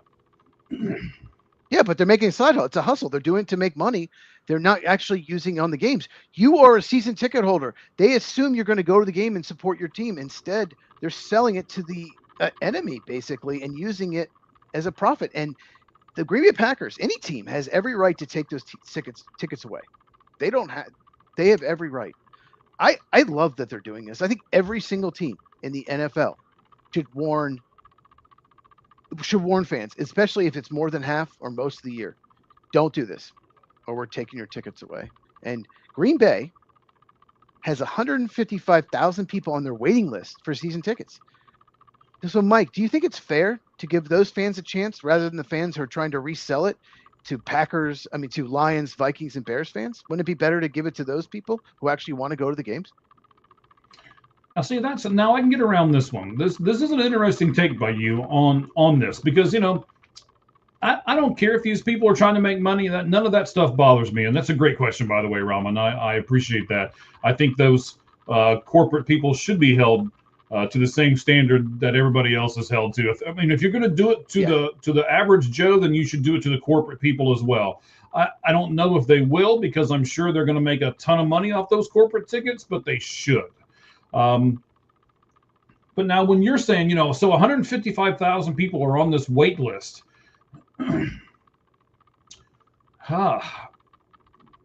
So build a bigger stadium. Can't they, do what Ohio State and Michigan do all the time, right? They add 4,000 tickets to it. I mean, their biggest stadium in the NFL. It's already big enough. Not if it's got 155,000 people on a waiting list. It's not big enough. It used to be well over 200,000. Like there are people that on the list will die before they get on there. It's the way the Packers are. They're a nationally recognized team. They have just so many fans. I've gone to sports bars in like 7 or 8 states just to watch the game before like Sunday Ticket, or I just didn't want to pay for Sunday Ticket. And every single one, I found at least a group of Packer fans. There's a group of Packer fans everywhere. Like Steelers, Packers are definitely the two most. You get some Cowboys too, but yeah. And so there's just so many fans out there that just want season tickets. And I don't think they should have to wait if somebody else is just using it for profit. Now, some of those fans might be trying to do the same thing, and then they should immediately lose their tickets as well, in my opinion, if they're just trying to do it for a profit. And that's, so like you said, the Thanksgiving game, half the money back. That's awesome. But at the same time, it's I don't like that. They're almost exploiting that one game. We can skip that game and get half of it back. I don't like it. Smart to me. It's smart business if you ask me. But it doesn't help your team. I get that, but I mean, if the reason your team loses is because the home field advantage isn't there, then your team's not very good anyway. Well, it should be an advantage. Maybe it's not the reason you lose, but you should be louder. You should. Some of these teams have unbelievable home field advantages, and it's because they don't have other. I mean, they don't have other teams in that stadium. You should have that should be a thing. You should have most of your fans in the stadium, because some teams have just much stronger home field advantages, and I think every team should have some kind of regulation there. But I get what you're saying. But you are an Arizona Cardinal fan, and this is definitely a problem. This is definitely what? I said sometimes. Sometimes. Well, this is definitely a problem with the Cardinals, and it's a problem for Florida teams as well, where they live. A lot of people are tired of Florida and Arizona, but they were listed when I did research for the video as one of the teams that's hurt the most by this. I mentioned this in my video. I was watching a Arizona Cardinal Green Bay Packer game, and I could hear "Go Pack Go" on the TV, which means there was enough Packer fans in that stadium to chant "Go Pack Go," which means Arizona did not have a home field advantage of that game. At best, it was probably 50-50, at State Farm Stadium. You have been to Cardinals games, I'm assuming. Have you noticed this? Yeah, I've noticed this ever since I've been here. This is not new. We all know it's done this way. But we also all know that Michael Bidwell, who owns the team, is still making a ton of money off of it, so he doesn't really care. I think that might be the difference. I think you've got owners and front office personnel that do care about the team, and then I think you have other owners and front office personnel who just care about making money off the team. And that might be where kind of the discord is here. I mean, you're a fan, right? You're a fan of the Green Bay Packers. Yes. And you're annoyed that people are selling their tickets to outsiders, basically. And I just know it comes with the territory here, and you're going to have probably a 50-50 split. But the other part of this equation is this, Cheese. The Green Bay Packers have been pretty good for quite a number of years, where the Arizona Cardinals have not. And if I'm going to buy the tickets, am I really going to support a team that goes, that has 3 wins in a season? Or am I going to say, you know what, I can sell these tickets and make money off of it. Why would I want to go see this terrible team? But yet, when the Packers come to town, we even talked about this. You and I were like, hey, what if I get tickets and, you come in and see the Packers and, I'm not going to, I didn't think it was terrible that you were going to take a ticket and come in with your big cheese hat on and everything else and come in and support your Packers. True. It's also a great way for a fan like yourself to go to a different stadium and support their team just in a different stadium. So I don't think it's as big a deal as you think it is, and as maybe you're making it out to be. But I also think you have a different perspective on it because the Packers have been relatively good for a lot of years, to where a lot of these other teams. I mean, I don't think Jacksonville Jaguar fans are going to be upset about it. I don't think Chicago Bears fans would have been upset about it until a couple of years ago. I don't think Detroit Lions fans have ever been upset about it. I also think it just depends on your mentality and the product your team's putting on the field. Trust me, Lions and Bears fans do not like Packer fans in their stadium. I get what you're saying, but you don't have season tickets to the Cardinals. It's not like you're selling the season tickets and Packer fans bought it. Like if I came to visit you, we'd be like just buy tickets and we just go to the game. I think that's a little different than a season ticket holder actually selling and not knowing who they're selling to. Could be the opposing. So, but I get what you're saying. It's just, watching games in the 90s, that you look at the stadium, those Green Bay, the Reggie White, Brett Favre teams, I didn't see opposing fans in the stadium. I didn't see any of them. Fans didn't do that. They went to the games or they gave them to their friends. And now it seems like it's all about money, and it's hurting teams' home field advantage, in my opinion. But no, interesting take. But yeah, Arizona Cardinals, I think Bidwell needs to do more. I think he needs to look. How much money does he need? Like, he could lower ticket prices. He could take a chunk of tickets that aren't sold, and he could go to the middle school or high school and give them to those families and say, come out. Here's free T-shirts and jerseys. Come out, support our team. Let's just fill the stadium up. Let's be loud, and then be loud. And he could get some of the best players on the team, like Budda Baker. You could get Trey McBride saying, let's be the loudest. Like, we're playing the 49ers. That's our rival. Let's be louder. Let's make them do a silent count so Brock Purdy can't hear. He could do stuff like that, but he chooses not. No, I get that, but that's never been the way it is here, and I don't think it's going to be until the Cardinals become better. And I'm not sure if that's ever going to happen either. So they'll be better this year, I guarantee you. I'm giving you a guarantee they'll win more games than they did this past year. I don't know. I'm not sure if I want to go there yet or not. It depends on what the quarterback situation is going to be. I mean, we talked about this off air a little bit. They're talking about bringing Malik Willis in here. What's Malik Willis ever done besides being backup in Green Bay? In Green Bay, he's 13 of 15 on throws over 20 yards. Best in the league. Best percentage in the league. Ooh, I can't wait. That's the most unsustainable stat I've ever heard in my life. I saw that and I was like, he's thrown a great deep ball, but I couldn't believe it. I had to actually check it out. 13. It's the most unsustainable stat. 13 of 15 deep ball. That's not your stat you were going to give me. I mean, that's because this is going to be underwhelming if it is. I wasn't even going to bring this up until you brought Malik Willis, but I saw that stat the other day and I'm like, wow, he either is the best quarterback in the NFL or he just got hot in small sample sizes. Not that he could be a good quarterback. I think he could. But the people that saying he's better than Jordan Love, they're just nuts. He had a couple really good games, couple really hot moments. But yeah, so he either will bust or be the best quarterback of all time. Yeah, I don't want to be the team that finds out which one he is. He's, because you said that he's going to sign with the Cardinals. He probably is. I mean, yeah, we can talk about that later, but he probably is. In our free agency preview, we will talk about it. Okay. I like it. We'll do it. Oh, yeah.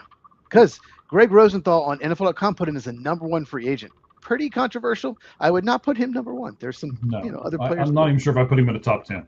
A little surprising. Okay. Maybe it's positional value. Who knows? Okay. So we got to talk about this. We're going to go through them all quick, one by one. Okay. But the United Football League, they're introducing new rules in the 2026 season. They're doing it to increase offense, more scoring. And we're going to go through each of them.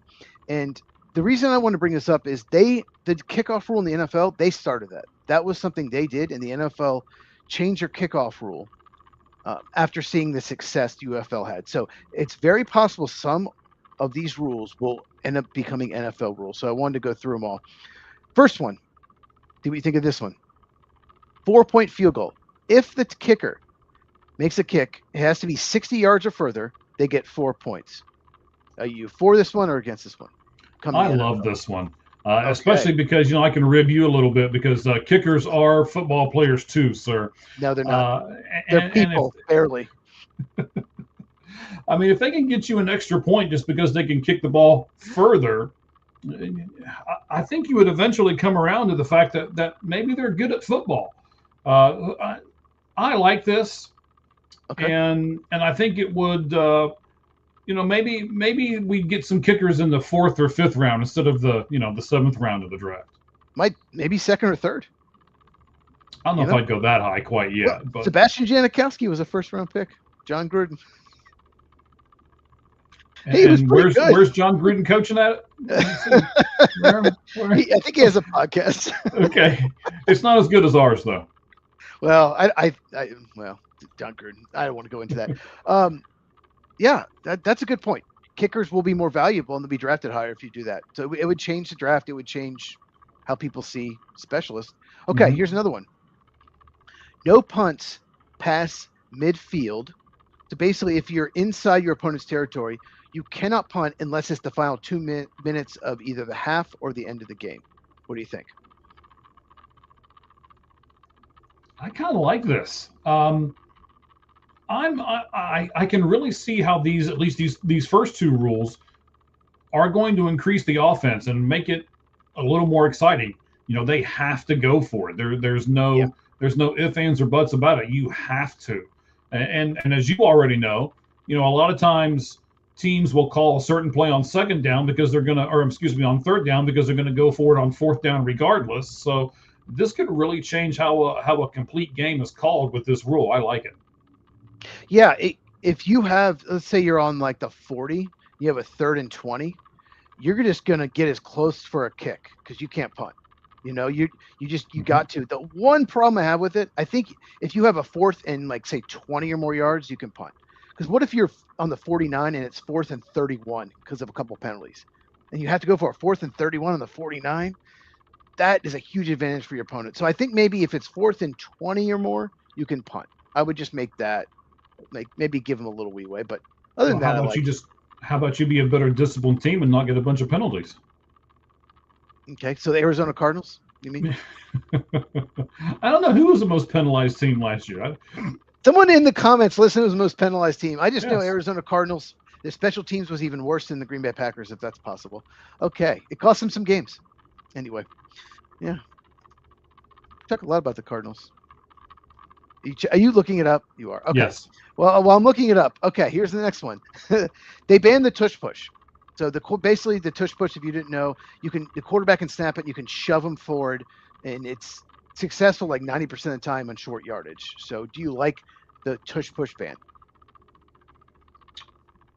I don't really care about this. I mean, if everybody's allowed to do it, I don't understand what the problem is. And just because you don't do it, it's not a football play, because it's not a football play. It's a shoving forward. Whatever. I want to see 4th and 1, 3rd and 1, the running back trying to jump over the line. I love that jump over the line or fight for more yardage play. So I hate the tush push. So I'm definitely for this. No, you don't care. No, either way. No. As long as everybody's able to do it, I don't see what the big deal is. But okay. I will tell you, the most penalized team in 2025 in the NFL, accepting 133 penalties during the season, the Dallas Cowboys. Second was a tie between Jacksonville and Tennessee at 130 apiece. So Jacksonville surprises me because it's usually bad teams that don't make the playoffs. So Jacksonville, that surprises me. So maybe Jacksonville, interesting. If they cut that down, maybe they'll be even better.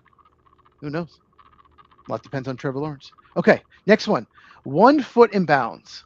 Similar to college football, you only have to get 1 foot on a catch. Completed catch, 1 foot in bounds instead of 2. What do you think? No, I don't like this one. This is the only one so far that I think it's what makes college football different from the NFL. And I don't think that the NFL wants to be like college football. And I wouldn't think that the United Football League would want to be like college football. So I get it that they want more offense, but it's almost like they're reducing themselves down to the rung of college football. And they should try to be better than. I agree. And offense is already in the NFL ahead of the defense. So why give them like that's a little too far for me. I agree. Okay, Next one. Modified point after touchdown options, or the extra point. So you can do the regular extra point for 1 point. At the 33-yard line, you kick extra point. The 2-pointer, same thing, from the 2-yard line, you can go for 2. Or, third option, you can go for a 3-point play from the 8-yard line. What do you think? I mean, what was it? I think it was the USFL that tried to do something really similar to this, to where you could do this and this and this, and their whole thing behind it was, a team's never out of it.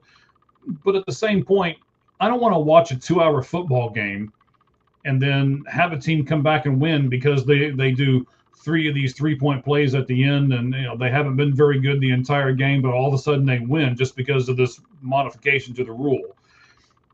No, I don't want this one. Just leave it alone. You imagine Matt LaFleur looking at these, just sweating. It's like, I always give up the lead anyway. I'm gonna blow even more leads. It's true. Yeah.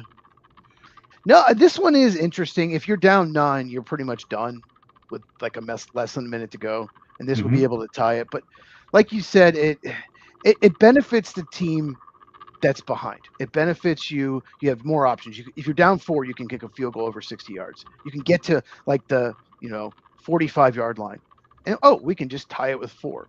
We can tie it if we're down 4. If you're down 9, now I can get a touchdown and possibly tie it if I throw a touchdown from the 8.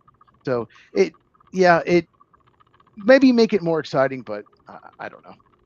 Last thing I'll say about this too, Cheese, is the NFL will never let this happen because this will affect the betting line way too much, and they can't be having that. So, no, good point.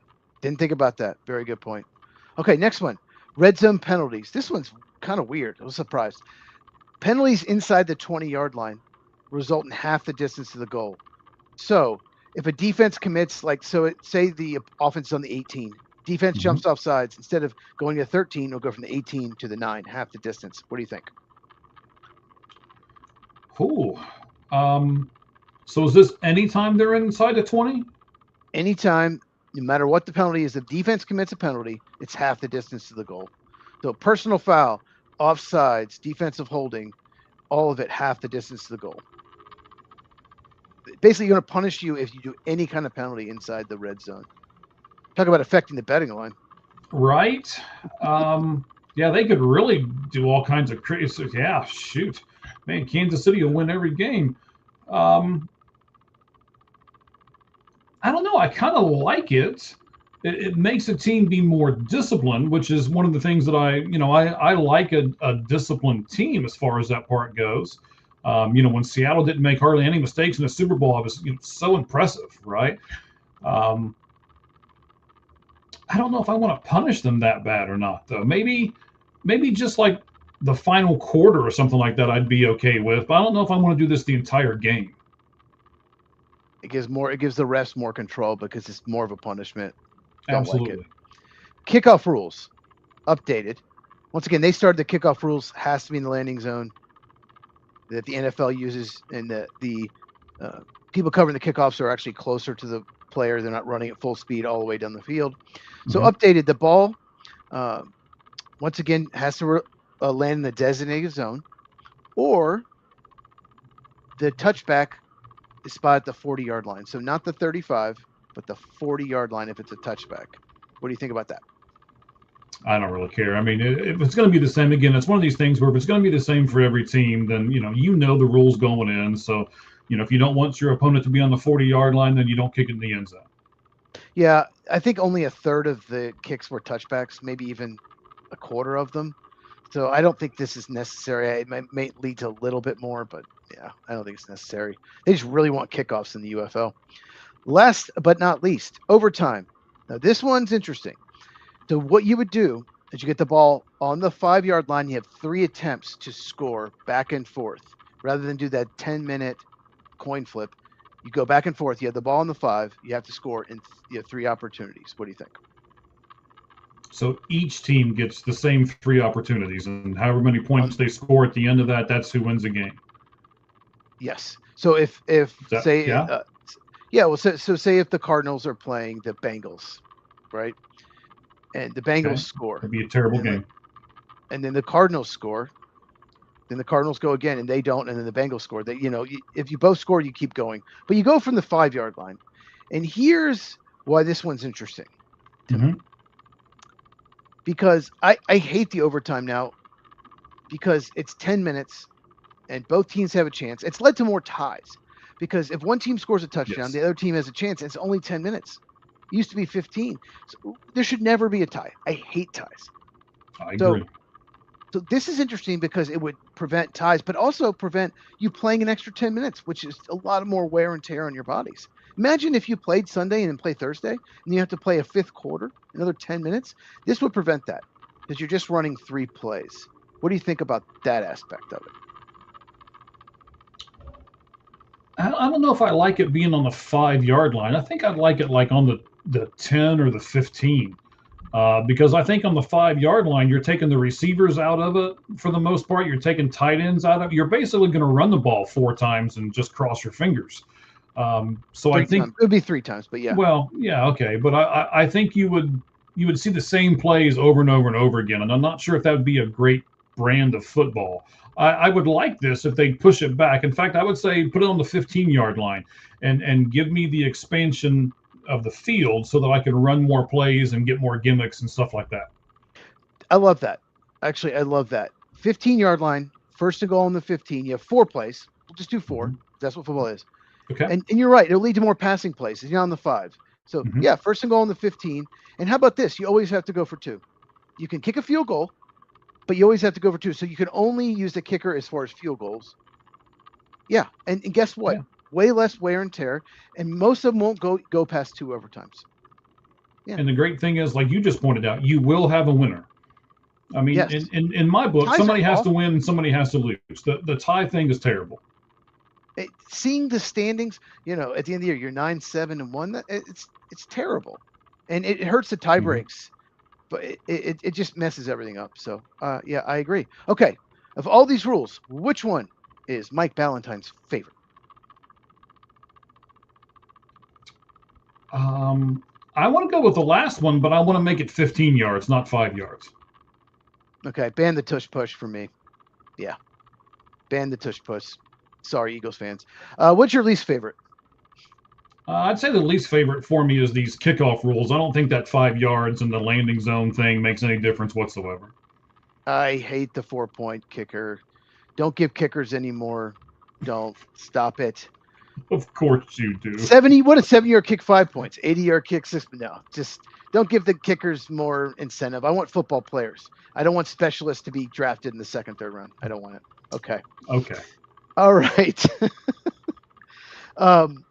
So my last question about this is: so do you think if these innovations make it to the NFL, do you think it'll actually make the game better, or would you rather just maybe half of them, or just do you want to keep the game as it is right now, the status quo? I don't mind changing it. I don't mind changing it up. I mean, I think a rule change here and there is good for the sport, good for us and stuff like that. It gives us something to talk about. So, I'm not sure if I'd make all of these rule changes at one time, but I'm okay with 1 or 2 rule changes every year. Okay, sounds good. All right, crazy stat. I actually have 2 stats. You might have seen this first one. We'll do the first one. The crazy one we'll do a second. Did you notice Adam Schefter sent the post on X, and it was reposted by a lot of people. Of the 32 teams, 21 have a new offensive coordinator. Did you see that? Wow. No, I did not. 21 teams.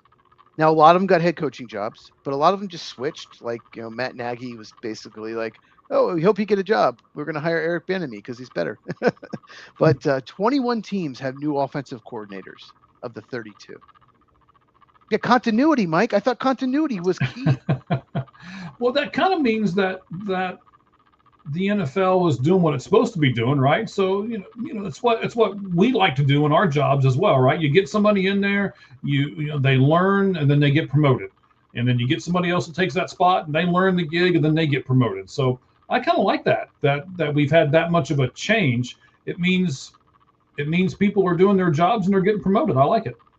But when you keep the same staff and the same head coach, it's good for the quarterbacks. Continuity is good, despite the fact that both quarterbacks in the Super Bowl had new offensive coordinators this past year. But, that's what they'll say. Oh, but continuity, That's why I had to bring that up. But, Okay. Yeah, if you didn't know, if you're watching, you didn't know, most head coaches came from the offensive side of the ball.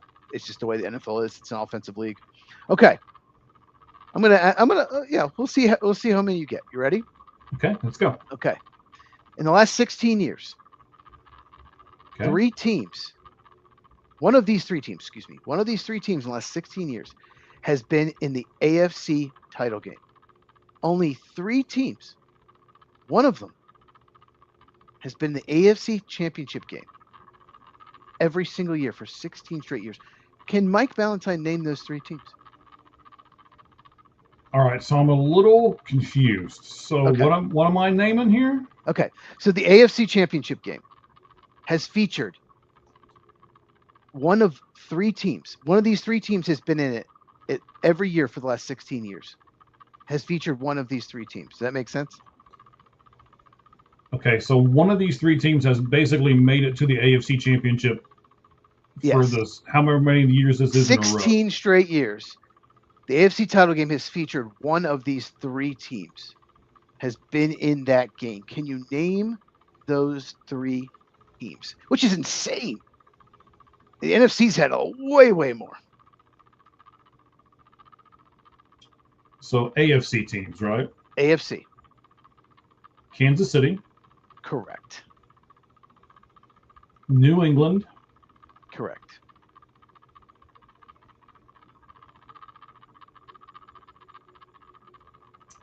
Oh, am I going to say Baltimore or Buffalo? Which one am I going to say? Baltimore. I recommend neither. Oh, okay. Well, this is the tricky one. This is why I love this stat, because no one's going to guess this. You would probably get down to the bottom 3 or 4 before you guess this. But the answer is the New York Jets. Rex Ryan made 2 AFC title games in a row with Mark Sanchez with really good defenses. And they played Pittsburgh one year. I'm not sure they played the other. But the New York Jets, Kansas City Chiefs, and New England Patriots have been part of the AFC title game, one of those teams, for 16 straight years. What's up, Packers on top? It's crazy. The New York Jets, even though they have the longest playoff drought, they made 2 AFC title games in a row. Crazy, right? it is crazy. It is a crazy stat. You're right. I'd have never got them. Yep. Okay. So that concludes our NFL segment. And looks like it's... do you have any more to say about the NFL, or are we going to go to the lights out list? No, let's go to the lights out list. In fact, I'm going to do something different here. Let's do that for the baseball lights out list, right? We'll show this graphic for a change. I've never done this one before. I like the green. Something different. All right. So when we do the lights out lists and we do them on baseball, we'll do this graphic every single time. So what we're going to do, ladies and gentlemen, is we're going to rate the third baseman. So top 10 third baseman today. We're going to start with number 10 and work our way to number 1. Cheese, are you going to go first, or am I going to go first? I will let you decide. Well, I've got everything pulled up for my number 10 guy, so let me go ahead and go. All right. Okay, you go first. Yes, yeah. You let me decide. So I like me, so I'm going to go ahead and go first.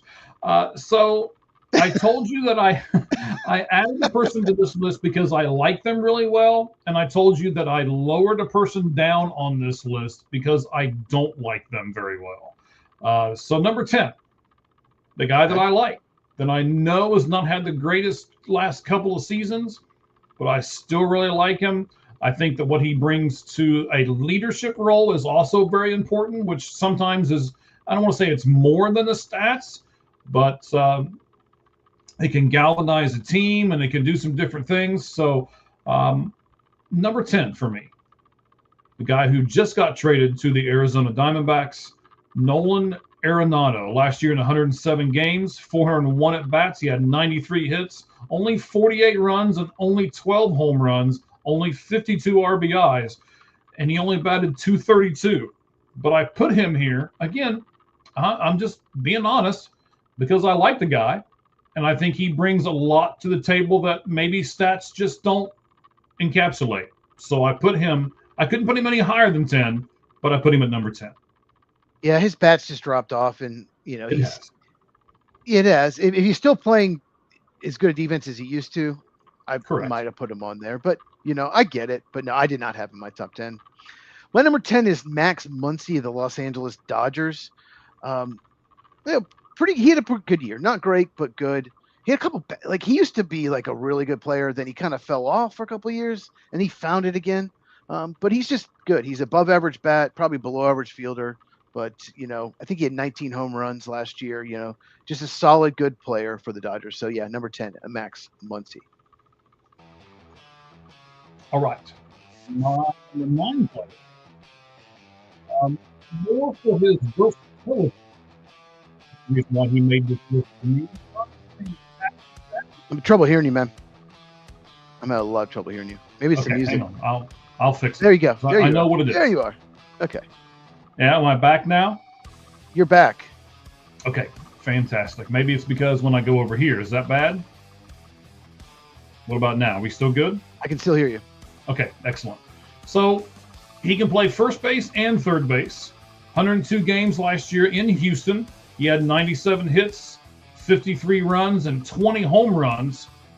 Only batted .257, but because of the versatility, I put Isaac Paredes at number 9 on my top 10 third baseman today. Yeah, I also didn't have him. I considered him. He was close, but I just couldn't fit him on my list. Okay, yeah. So all right, so our lists are always different. My number 9 would be so much higher if he didn't suck at defense. And he also has some injury issues, but boy, he can hit. And that's Bo Bichette of the New York Mets. I just worry he was one of the worst shortstops, maybe the worst in baseball defensively last year. Probably should be a DH at this point. They're trying him at third base. We'll see. But if he's healthy, he will hit. So Mets took a big swing. They didn't give him a long-term deal, but still paid him a lot. But yeah, Bo Bichette, because of the bat, he has to make the top 10, number 9. I did not put him in my top 10. I thought about it, but I couldn't pull the trigger. So for me, Nolan Arenado, Isaac Paredes, and one of the guys from one of your teams for me is number 8. I know he had some injury problems last year, but overall he's been much above average. Really good defense as well. Excuse me. And of course, when he comes to the plate, he has a WWE theme song when he comes to the plate, and that's always a kicker for me. So. I know who you're talking about now. In 102 games, 416 at bats, 108 hits, 54 runs, still got 16 home runs in those 418 at bats, stole 2 bases as well. His name is Austin Riley. He's my number 8 third baseman today. Yeah, last 2 years he's been kind of banged up. He's not. He's only played about 2/3 of the year. But 2022, 2023, he was one of the best third basemen in baseball. If he can stay healthy, maybe he can get back to that. That's what the Braves are definitely hoping. They need it from him. My number 8, I'm going to go with Carlos Correa of the Astros. Play has fallen off, but he's still, if he's, I worry about his back, but when he is healthy, he can be really good. Astros traded for him. I think the Twins just wanted out of that contract, but Correa, he's good defensively, good offensively, good fit for that ballpark. So yeah, number 8, Carlos Correa of the Astros. All right, so number 7 is the other guy that I mentioned where I said I just don't like this guy, so I've got a bias against him, and I dropped him down here to number 7. He should probably be higher if you look at nothing but his numbers, but I look at everything. I look at his attitude. I look at how he does things. I just can't stand the guy. Just can't stand him. We'll leave it at that. In 159 games, 615 at-bats, he had 169 hits, really good numbers, 91 runs, 27 home runs, and 95 RBIs, and stole you 14 bases and batted .275 for the season. But I just don't like him. Manny Machado, number 7 in the top third baseman today. More on him later. I'm sure. Okay. My number 7 is Matt Chapman of the San Francisco Giants.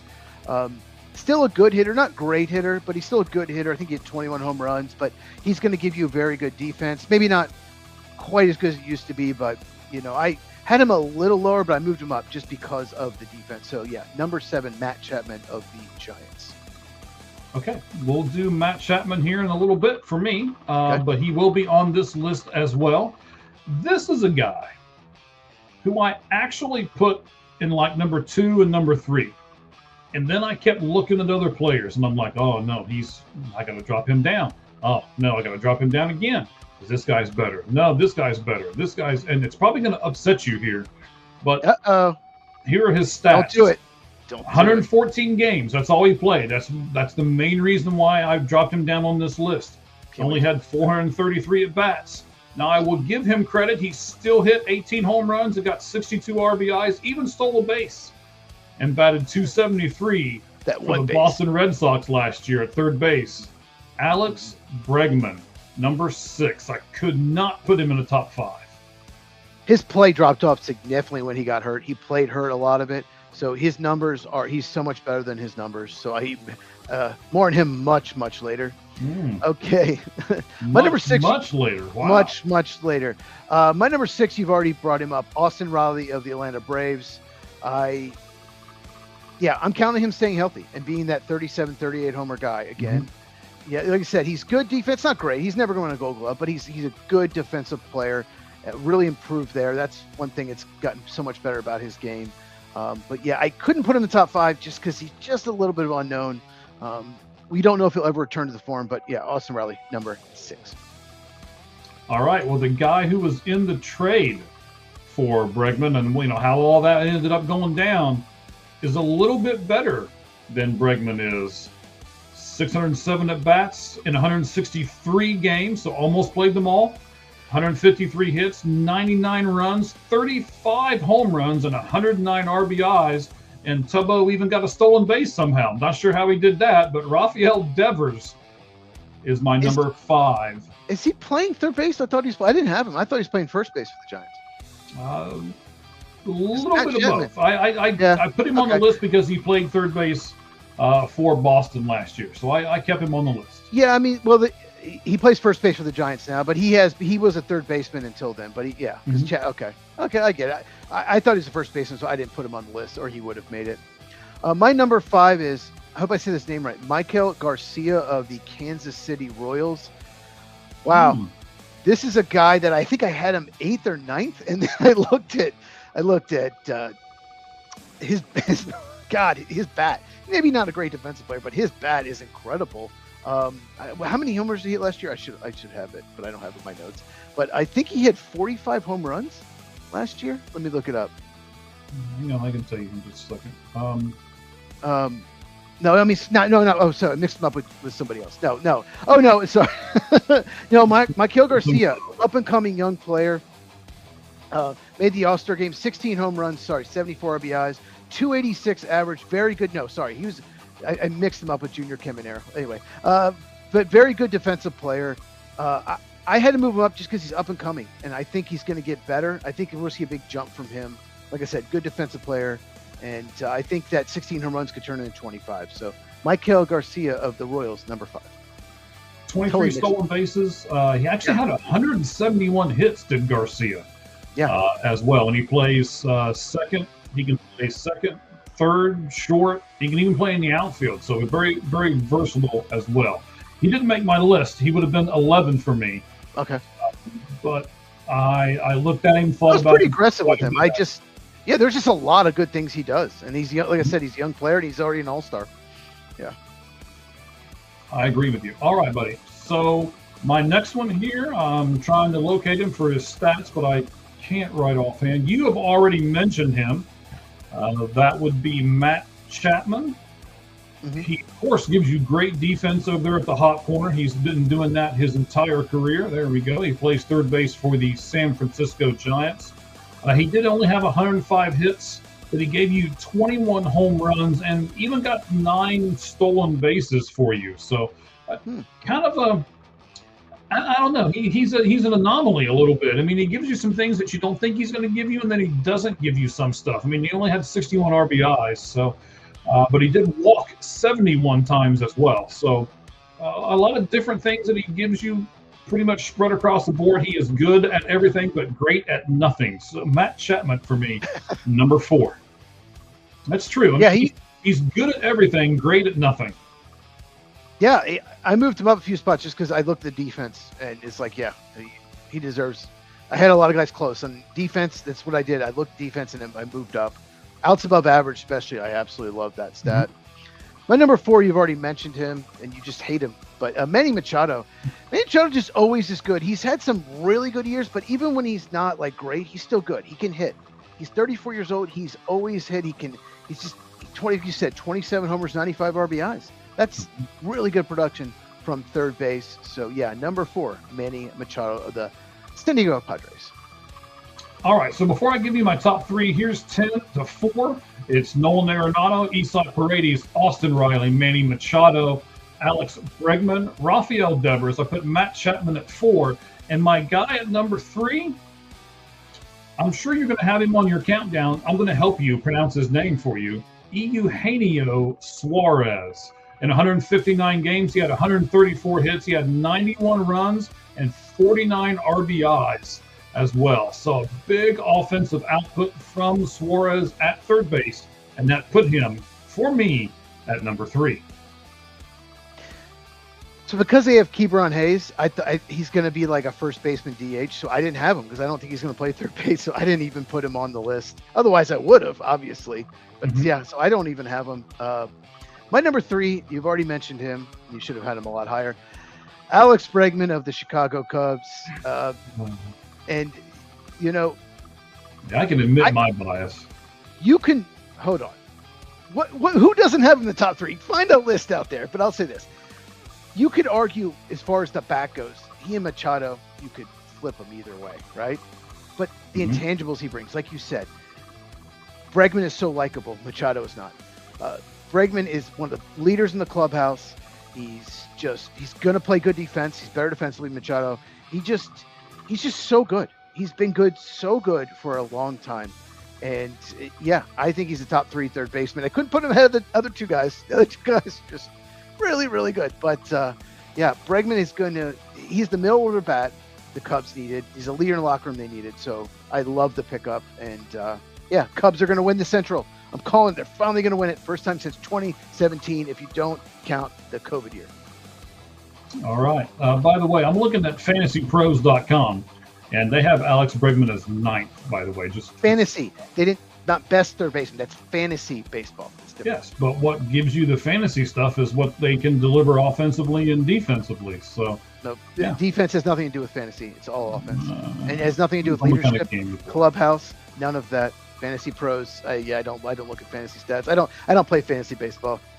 So you may this year. I'm looking at a couple things that I haven't talked to you about yet, but we'll talk about it off air. By the way, so Suarez was number 3 for me. Number 2.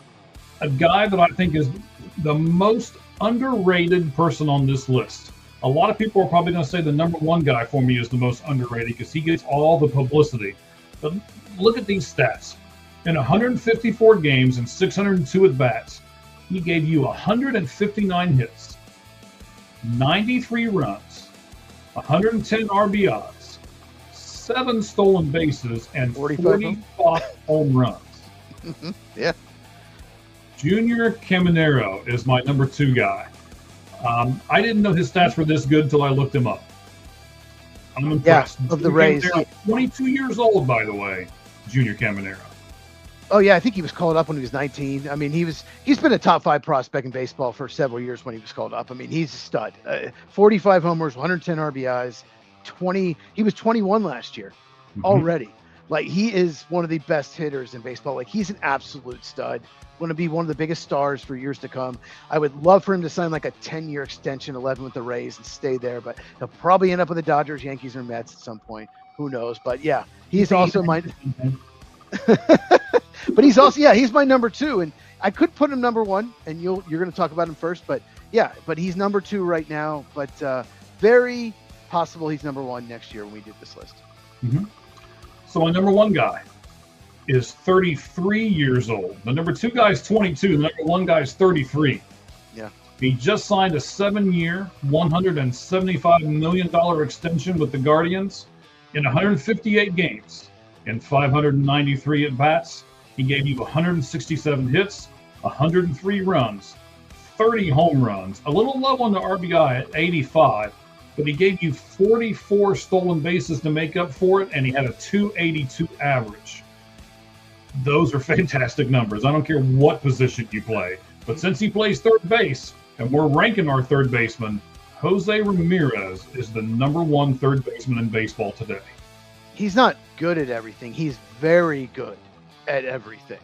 Defense, base running, hitting, power. Like, he's the face of the Cleveland Indians. Yeah, Indians. Okay. He kind of reminds me of Chipper. Chipper Jones was just the face of the Braves for years, stayed there when he could have left. And like Jose Ramirez, he's like, I'm not leaving. I like it here. He would, if he hit free agent market, he could get paid by someone else. But no, keep signing extensions. I love that.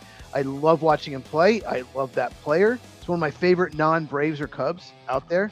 And he's just very good at everything, and he will be a Hall of Famer. And I hope he gets a ring at some point. I don't know if he will, but yeah, number 1 has to be Jose Ramirez of the Cleveland Indians. All right, buddy. I love it. So our lists were actually pretty different. I had Arenado, Paredes, Riley, Machado, Bregman, Devers, Chapman, Suarez, Caminero, and Ramirez. What were your top 10, sir? Number 10, Max Muncy of the Dodgers. 9, Bo Bichette of the Mets. 8, Carlos Correa of the Astros. 7, Matt Chapman of the Giants. 6, Austin Riley of the Braves. 5, Maikel Garcia of the Royals. 4, Manny Machado of the Padres. 3, Alex Bregman of the Cubs. 2, Junior Caminero of the Rays. And number 1, Jose Ramirez of the Indians. Okay. I know. You know Chief Wahoo. Indians. Chief Wahoo. Chief Wahoo. Yes. I liked them better when they were the Indians too, but you know, I'll respect the fact that they now call themselves the Guardians, even though I don't like it. All right, ladies and gentlemen, we're close to the end here of season 2, episode 3. Thank you guys for being with us. Appreciate everything that you've given to us. You can get us on Facebook. You can get us on our YouTube channel. You can have Cheese on his YouTube channel as well. And we are also on Twitch and X. So look for us everywhere because we are there. This is the Lights Out Sports Podcast. Cheese, give them your stuff, buddy. Where can they find you? Yeah, YouTube at Football with Cheese, CHEEZ, like you see on the screen. Yeah, just make sure you subscribe and hit the bell for notification. And you can find me on X at Football Cheese, basically without the with. Basically without the with. Yep. All right. I like it. And then, you know, of course, when you get there, I can't believe you didn't do this. I don't think we've done this the entire show. You got to make sure you hit the bell for notifications, and there's some boxes to check. And then, I don't know. Tell them what they're supposed to do, buddy. I just said that, but okay. I just said that 15 seconds ago. Yes, subscribe and hit the bell for notification. That tells you how much Mike is checked out. He's ready to eat some food. He is just ready to. He's in post podcast mode. I am. Beans and cornbread are calling my name. I can hear it. I can hear it from the kitchen. But no, I have a Fernando Mendoza prospect video coming either tomorrow or Thursday, and I'm going to cover the combine. I'm going to do videos about that. So if you're a big NFL draft fan, make sure you check out my channel. All right. Fantastic, buddy. Hey, I appreciate you coming on here with me as you have for quite some time now, man. I think this is the deal. The Lights Out Sports Podcast with myself and Cheese every week at the same time. We'll be doing a couple of specials coming up. Please stay here with us for those as well. Looks like we're going to do something about free agency. Go ahead, Chief. Also, we got to mention this. The week of the draft, the Tuesday of the NFL draft, we are going to do a mock draft. Mike's going to host it. Me and 3 others, we're going to pick 2 divisions each. We did it last year. It was a lot of fun. And yeah, we're going to get 4 draft analysts on here, and we will do a mock draft live. Take about 3 hours. It was so much fun last year. So yeah, look forward to that. Once again, Tuesday before the draft. All right. We can't wait for that. That'll be great. Okay, guys. Again, thank you very much for being here. We certainly appreciate it. And of course, Cheese, you got anything to add to the end before we say good night to everybody? Yeah, Alex Bregman, next year you will have him higher, guaranteed. Okay. And I may have, even if Manny Machado has a great season, I may have him lower just because I don't like the guy. Yeah, and I noticed you didn't have the Dodger Max Muncy on there. Of course you didn't. No, I don't. Actually, I don't mind Max Muncy as far as a person goes. I just don't like that team. So, you know. Nobody does, except Dodgers fans. Nobody looks. It's true. It's true. Yeah. I mean, their spring. Have you seen their spring training tickets? By the way, they're like $120 for a spring training ticket for the Dodgers. I not even going to react to that. Yeah, they got to pay for that team somehow. It's insane. Why would anyone pay that? I don't know. I thought tickets were like $5. I don't know. Yeah. All right, mug check time, and of course, as we're going to show you right now, the Spidey mug is out. Yes. We got a lot of other channels or a lot of other shows on this channel. All Gloves Off Sports Media. Check them out. You'll see them here in a few seconds. And as we say at the end of every one of these shows, the only thing that's fair in life is a baseball hit between the third and first base lines. Good evening, everyone. Appreciate you coming out.